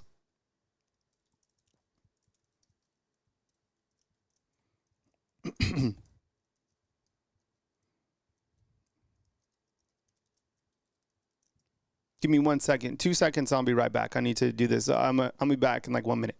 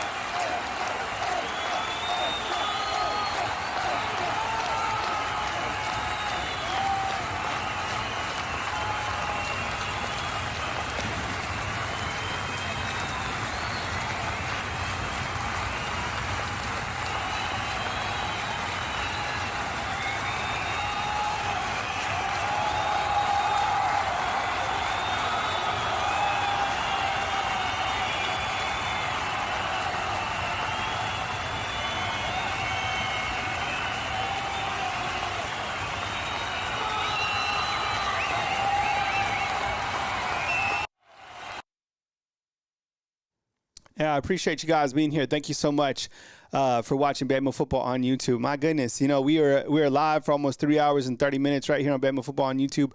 I know there's a lot of different places that you could be. I actually have Coach Kane Wommack, Nick Sheridan, and Kalen DeBoer, their press conference running again at 12:30. So in case you missed it, also upload it individually as a podcast so you guys can check it out. Remember, podcasts available, Bama YouTube on Spotify. Thank you so much for joining me today. I really hope you guys enjoyed the layout, the setup, and all that stuff right here on Bama Football on YouTube. Thank you so much for being here. Have a beautiful rest of your Monday. I will be back as news happens. Biggest takeaway probably was, the update on the injury report, regarding Jaden Roberts and Jam Miller. Coach saying that these guys are going to be good to go for this weekend's game against Western Kentucky. Kyle Henderson and Bama Football on YouTube. I love you guys. I appreciate you guys. Have a lot of gratitude for you guys being a part of Bama Football on YouTube. Have a great day, and I'll catch you tomorrow, 9 a.m. Central Time, or as news happens right here on Bama Football on YouTube. Replay of the press conference coming up at 12:30 p.m. Central Time right here on Bama Football on YouTube. Probably see you inside